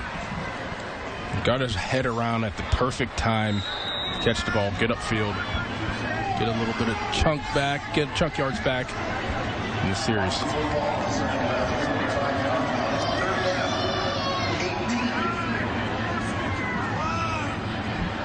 Lawson back to the shotgun. Fake the pitch, throw down the field, and this one's going to be picked off by Pine-Richland's Caden Schweiger. Schweiger has some blockers at the 30, the 20. Schweiger cuts inside, and he goes the distance for a pick 6. Caden Schweiger, and that is a big play defensively. 55 yards or thereabouts. But again, Seneca Valley trying to force something, and Schweiger stepped up and made the play. Just so impressed by this defense all around, up front, linebackers, the defensive backs on the back end. Schweiger, I mean, it's just stepping in front and taking it to the house. I mean, that's what you got to do. You got to score once you get that interception. Icing on the cake here. Lawson just trying to make something happen there. But again, well defensed. He was in a good position there, and look at the Jets. He's coming back next year too. So they had another sophomore. He's only 5'11", 170, sophomore, but you can see him fly. Oh, the cupboard is anything but bare. It's the 4th turnover for Seneca Valley, and Kasparovich's team will be one of the favorites again next year. Kick is up and good, and they add another point to it, 34-7. They open it up with that 4th turnover of the night by the Raiders, and Seneca Valley turns it into quick points, or Pine-Richland. So Seneca will get it back, but man, time is running out. Pine-Richland looks impressive here in the second half. They lead by 27 at Heinz Field. I was 22 weeks pregnant when I was diagnosed with a blood tumor in my placenta. My OB in Ohio said this is so rare and you have to go to McGee. That's where I met Dr. Emery. He came up with a new technique to implant coils into the tumor. They had got me into the operating room. A coil had been placed. Everyone knew that it worked. And I remember Dr. Emery looking over and he said, "We did it." I'll always be grateful to Dr. Emery for saving Oliver. At Thermo Twin Windows, customer satisfaction is a beautiful thing. From concept to creation to delivery, every Thermo Twin window is handcrafted by a team of dedicated employee owners. Our customers know Thermo Twin Windows is more than just a company. It's a family that has been serving the Pittsburgh area for 46 years. Right now, get up to 40% off windows with no interest financing during the winter installation special. Thermo Twin Windows, employee owned, Pittsburgh made. You can't just wait for it. You have to go get it. You have to push yourself, because limits only begin when hustle stops. You have to work together, because you can't get there on your own. You'll have support, because you're more than just a name on a list. And then you'll get there. That's success. And I hope it's ready for me, because I'm ready for it.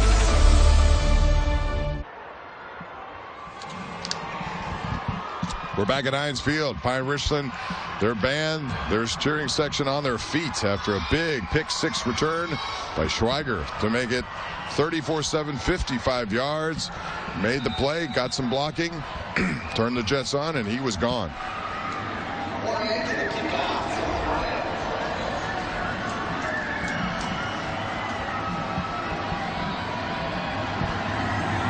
So the kickoff, and Seneca tries to go back to work.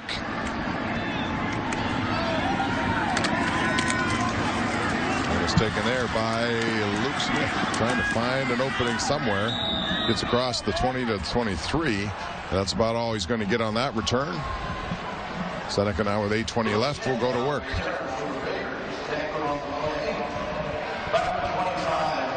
Soon we'll be checking out the UPMC game-changing play of this one. And it really was a tight game, Doran, in the first half. Only one score. In a 7-0 game, it was a flea flicker, and it was a turnover that preceded it. That would be mine, just because at the time, the turnover gave an opportunity. Pine-Richland, they've had 2 one-play drives in this game. Here's another one. Almost Schweiger had one in his hands. Again, penalty flag on that play.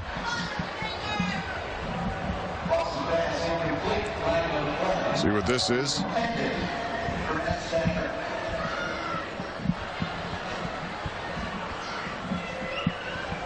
That play that I mentioned was the play that gave them the lead and the only points. And again, it turned a really tight defensive game into a lead for Pine-Richland. And boy, the second half, they deferred. They got the ball, and they made it. Actually, no, Seneca Valley won the toss. They got the ball in the second half, and they made a statement drive right there. Offense. That penalty will be declined. Second down.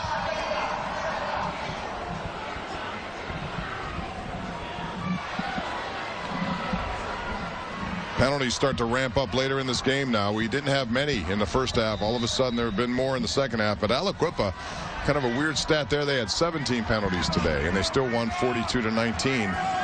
Their talent just took advantage of any opportunity that Derry gave them. Good season for all the teams. Just getting to Heinz Field is a special opportunity. And now Lawson trying to wind up. Nowhere to go. He goes back to his left. And Tyler King wraps him up, nowhere to go, swallowed him up for the tackle there. Lawson couldn't do much. Again, we looked down the field, there was nobody open. Look at that closing speed by Tyler King, and that's why I compared him to a guy like Scott McKillop. I mean, watch his closing speed and the sure tackle. I mean, that kid, he's going to be a force whenever he goes to Navy. He's going to be a great football player and have a long career. Yeah, you can see he is built for success, too. Those guys, man, they can really get it done. The combination of Sir Manera and Tyler King, both 220 pounds in that range. And they show a lot of speed, too. They drop back into coverage, just about everything. There's a completion there for a short gain. Miller and Sir Manera combined on that tackle. That's a big high school linebacker, 220 pounds, 6'2", 6'1". And they run. And they can run. It's not that they're... I mean... they can cover some ground. Yes, they can. Both guys I've noticed tonight can drop back, too. And that's what makes it difficult, especially now that they have the lead. Lawson really doesn't have many opportunities down the field, so he has to run around, and then when that happens, plays breakdown. Now, he did make a nice play on the previous drive, but by and large, there hasn't been many open targets. We've seen Sir Manera's ball skills whenever he had the interception. I mean, tipped it to himself, so we know that he can drop and how athletic they are. They're impressive linebacking play. Now, that punt was either shanked or partially blocked. Couldn't tell from this perspective up here, but it is a short kick. And once again, outstanding field position for Pine-Richland. So they take over with 6:32 left, only 6 yards by Lawson. Now it's time for the UPMC game-changing play. And this is the one we'll pick up. It's the flea flicker.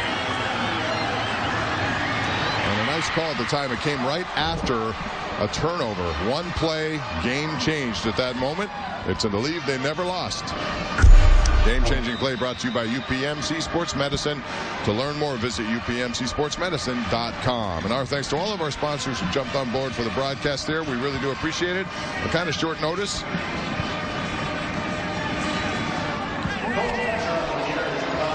Now a little tempers flaring there as Seneca Valley a little frustrated with what's happened here in the second half, especially. This was a tight game, and then things changed quickly in that third quarter, and Pine-Richland took advantage of some opportunities, especially in the pass game. Yeah, they're very strategic in the pass game. I mean, you saw the check with me is what they're doing right now. I feel like they have a little advantage of seeing what defense they have in front of them, the coaches do, and getting the right place to the quarterback in the offense. All right, so Cole Spencer. And now the clock is their friend, and they will utilize it with a run game led by Meckler. Doesn't get much there. Stacked up. But more importantly, it's a matter of just winding clock at this point. The lead is pretty much secure, up by 27. Pine-Richland will make it back-to-back.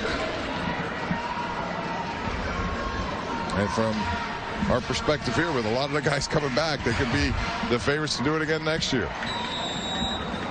Just think of myself as a sophomore football player, and cerebrally, I wasn't at the level that some of these guys are. You know, being at this stage and doing what they did today is very, very impressive. To think that they have a couple more years to do it is even more impressive. Yes, they do. They're young.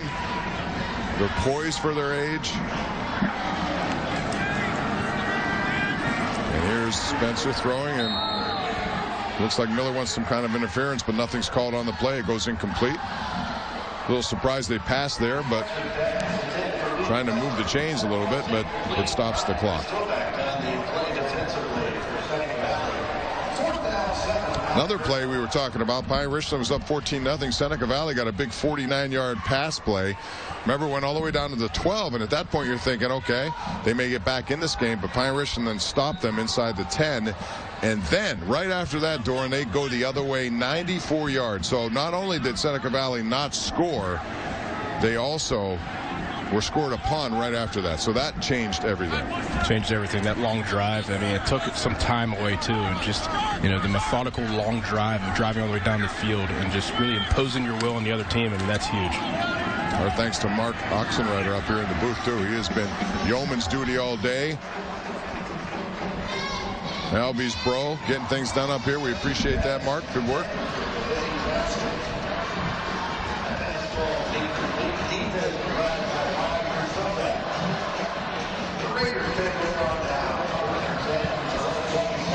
So now Pine-Richland, they can sense the countdown is on to another championship. And they have a lot of energy for this time of the night. Yeah, Bobby, Seneca Valley is going to be upset, and obviously, I mean, these are young kids, but it's about getting here, and you got to give them credit and applaud them, these young guys and this team, for even getting to Heinz Field. It's so tough. So many good teams that you played during the year and had to beat in the playoffs. I give them a lot of credit, and I want to congratulate Seneca Valley for being a tough team throughout the whole year. Absolutely, and they came back. They had to go and beat the same teams that beat them, and they did with Central Catholic and North Allegheny, which was a very difficult out. They beat them. They tried to do it again here today. It just wasn't happening. We had a nice run there by Gabe Lawson, but there was a penalty, and it looks like it's going to be coming back. Holding. Offense. 10 yards from the spot of the foul. Replay first down.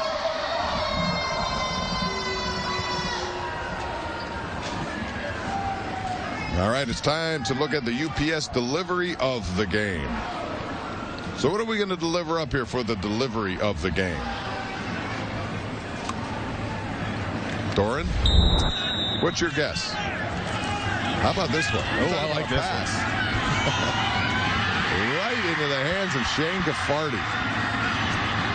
And he got bumped a little bit over the shoulder. I mean, that's a tough catch, He too. could not have thrown that in any better spot. I mean, right on the money, right in the breadbasket. What a throw it was by Spencer. And another penalty now as they continue to move backwards here. That's our UPS delivery of the game, brought to you by UPS, which is now hiring in your neighborhood.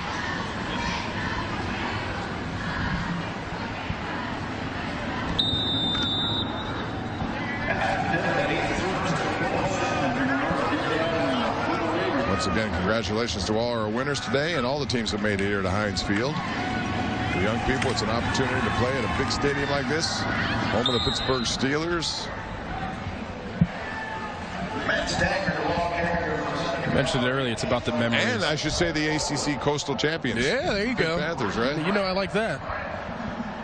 Pitt Panthers.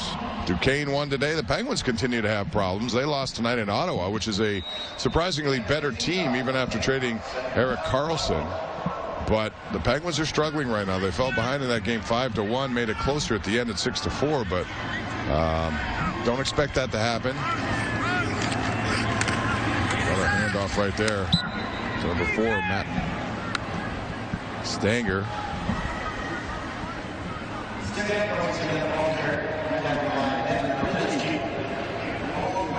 So Seneca Valley, outstanding season for them, will come to a disappointing ending. But at the end, only one team survives, and that's how it works. But you learn from this, you move on from this, and you try to get better from this, and that's certainly the message that Ron Bushley will have for his team. He's done a great job overseeing this team. Lawson again looking downfield, nothing there, and once again, nothing available. And so you get a sack by Cooper Lawton. Well, the secondary has been just absolutely flooded. And there's our player of the game, the sophomore, the very poised Giant Eagle player of the game, Cole Spencer. What can you say about what he did today? Running and passing, using his legs and his arm. He put some of those passes right on the money. The first one with the flea flicker couldn't have been thrown any better to Miller. And then the one that we saw to Caffarty was just dropped right in his lap, Doran. He was on point all day with running, with taking control of the offense. The thing that stuck out to me the most is his leadership ability. You could tell the guys around him respond to how he plays. He rose the level of play around him, and that is an ultimate leader. He has that ability at a young age. Very impressed by this kid. Very good game. Very good game by Pine-Richland, too. The Giant Eagle player of the game is brought to you by Giant Eagle, the supermarket that feeds the student athletes. So Pine-Richland gets the ball back. They'll operate in Seneca territory, and just a matter of winding this thing down to an end. They'll take home another championship for Eric Kasparovich and then set their sights on another state championship. So Western Pennsylvania certainly will be well represented with Olsh, Aliquippa, what we saw from South Fayette, and now Pine-Richland. Timeout.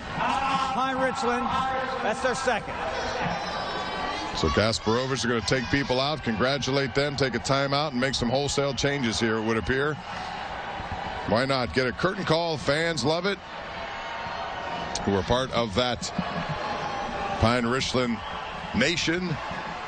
Came to see their team play well, and boy did they, especially in that third quarter when they turned a 7-0 lead into a 27-0 lead. Yeah, they showed how tough of a football team they are, how well coached of a football team they are too. I mean, on both sides of the ball, they're flying around in the right spots. We saw a lot of check with me's. You could tell that the whole offense, the offensive line, the receivers, backs, and quarterback were on the same page. Just a very, very well coached team, very well led team by these young guys too. Impressive win for Pine-Richland today. So they'll try to move on into the States and do it again. They've had a lot of success there, and Kasparovich has done it as a player and as a coach. And hats off to Ron Bushley and his team. Really outstanding season. All the way to the finals. The redemption tour will come up short as they lost to a worthy champion here in Pine-Richland. Boy, a team that didn't make many mistakes at all today, and mistakes were the key to a lot of these games. We saw mistakes by Derry in that game. The Rams gave some opportunities for Our Lady of the Sacred Heart. They took advantage, and champions will make you pay when you make mistakes. And so far in this game, as Connor Kirby comes into the game for Pine-Richland, Seneca Valley, turn the ball over. Against good teams, you're going to pay the price almost every time. You are, and penalties too. We saw that in the last game with the penalties with Thomas Jefferson. You can't have penalties. You got to stay in the zone. These games are so important, and I know it's nerve-wracking to look around and know where you're at and what's at stake, but the teams that win stay in the zone and handle their business, play smart football.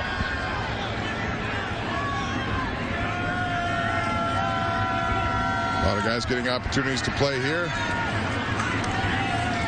There's a handoff for some hard yards there. Tacklers coming in, number 45. And that's Connor Kirby once again. You mentioned earlier, it's still about the memories. I mean, even if you making it here is such an accomplishment. So if you're Seneca Valley, you're going to be upset, but it's about the memories. It's about how hard you worked before and during the season to get here, and a lot of sacrifice. I'm a guy who never even made it here throughout his career. So I mean, them doing this is unbelievable. They'll remember this for the rest of their lives. They'll be friends forever. It's still a great experience, even if you do come up a little short.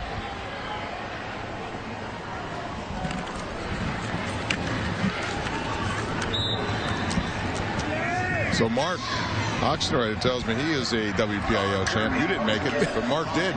So we had to be in the 80s, right? Mount Lebanon. Mount Leba. How about that? Congratulations, Mark. Something Albie didn't do. I know that. Bob, where'd you go? Hopewell. Hopewell High School, yes. Nice. And there is the victory celebration. Gatorade bath for Eric Kasparovich. Time continues to tick around on that sideline, and there's our player of the game, Cole Spencer, the outstanding poised sophomore. He threw the ball beautifully today and also ran it. Very elusive for sure, and he's got some good support around him, and that is a cold feeling, but one that Kasparovich will take. Late into the night in our fourth and final game here from Heinz Field. Pine-Richland, that's their third and final. So now the celebration continues, and Pine-Richland takes another timeout. Seneca Valley will conclude their season as a runner-up, and there's nothing wrong with that. I know it hurts at this point, Doran, but you got here, and they gave it a really good effort in that first half. Just couldn't get things on track in that third quarter, and that's when Pine-Richland really took control of the game. Yeah, they ran into a good team. It's not like Pine-Richland got lucky or you know, they found their stride this game. They're a very good football team on both sides of the ball, and very, very, very well coached team. So this is a solid loss. I mean, there's no good losses, but if you want to look at it that way, I mean, it's a solid loss. It's a solid team to play against. This will be the final play.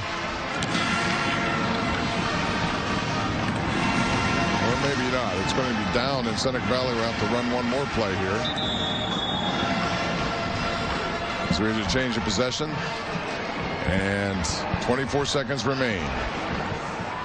Cole Spencer. What a performance tonight. We'll have his final stats coming up, but he made plays.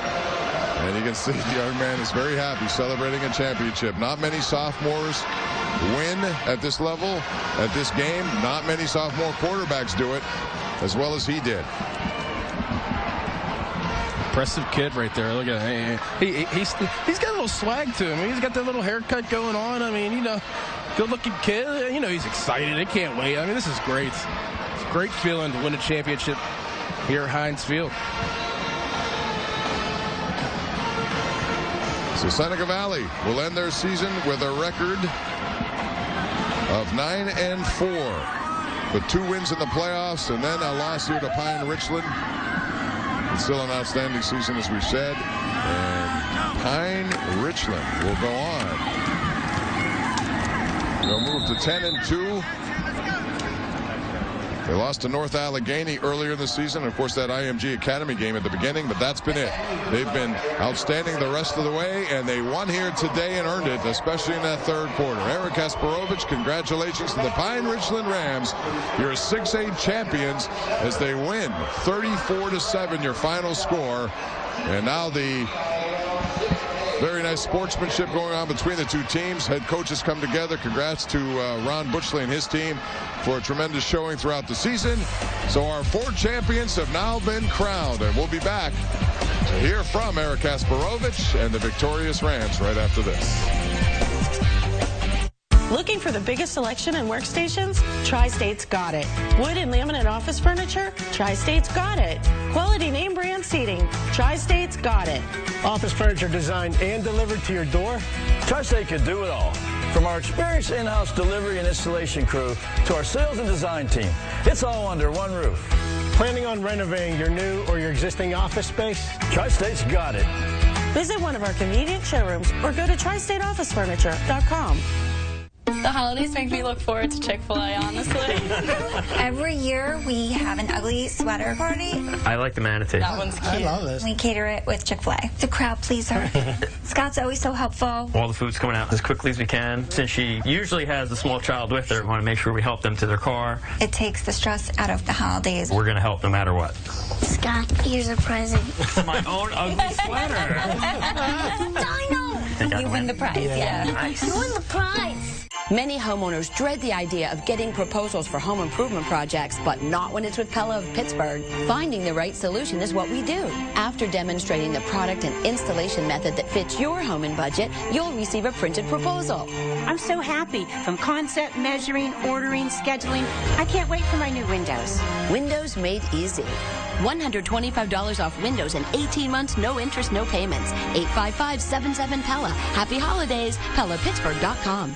A college basketball tradition continues Friday, November 30th, when the Pitt Panthers take on the Duquesne Dukes at PPG Paints Arena in the City Game, presented by GNC. Local bragging rights are on the line in this annual College Hoops Showdown. Tip-off is 7 o'clock p.m. Get your tickets at the box office through Ticketmaster or charge by phone at 1-800-745-3000. It's Pitt versus Duquesne in the City Game, presented by GNC. November 30th at PPG Paints Arena. Tickets are on sale now. Peoples is dedicated to developing innovative energy solutions with local companies and communities. The result? A positive environmental impact while supporting new technologies in the region. Whether it's collaborating with Chatham, Duquesne, Indiana University of Pennsylvania, or Giant Eagle's commercial fleet, natural gas-powered campuses and companies are protecting the environment by doing more with less. Protecting the environment through innovation for future generations. One more way Peoples is making your life better. All right, welcome back to Heinz Field. The victory celebration going on for Pine-Richland. They get their trophy as they win 34-7. And there they are with the team picture. We congratulate Our Lady of the Sacred Heart, Aliquippa, South Fayette, and now Pine-Richland, our 4 champions. We have 2 more coming up next Friday and Saturday.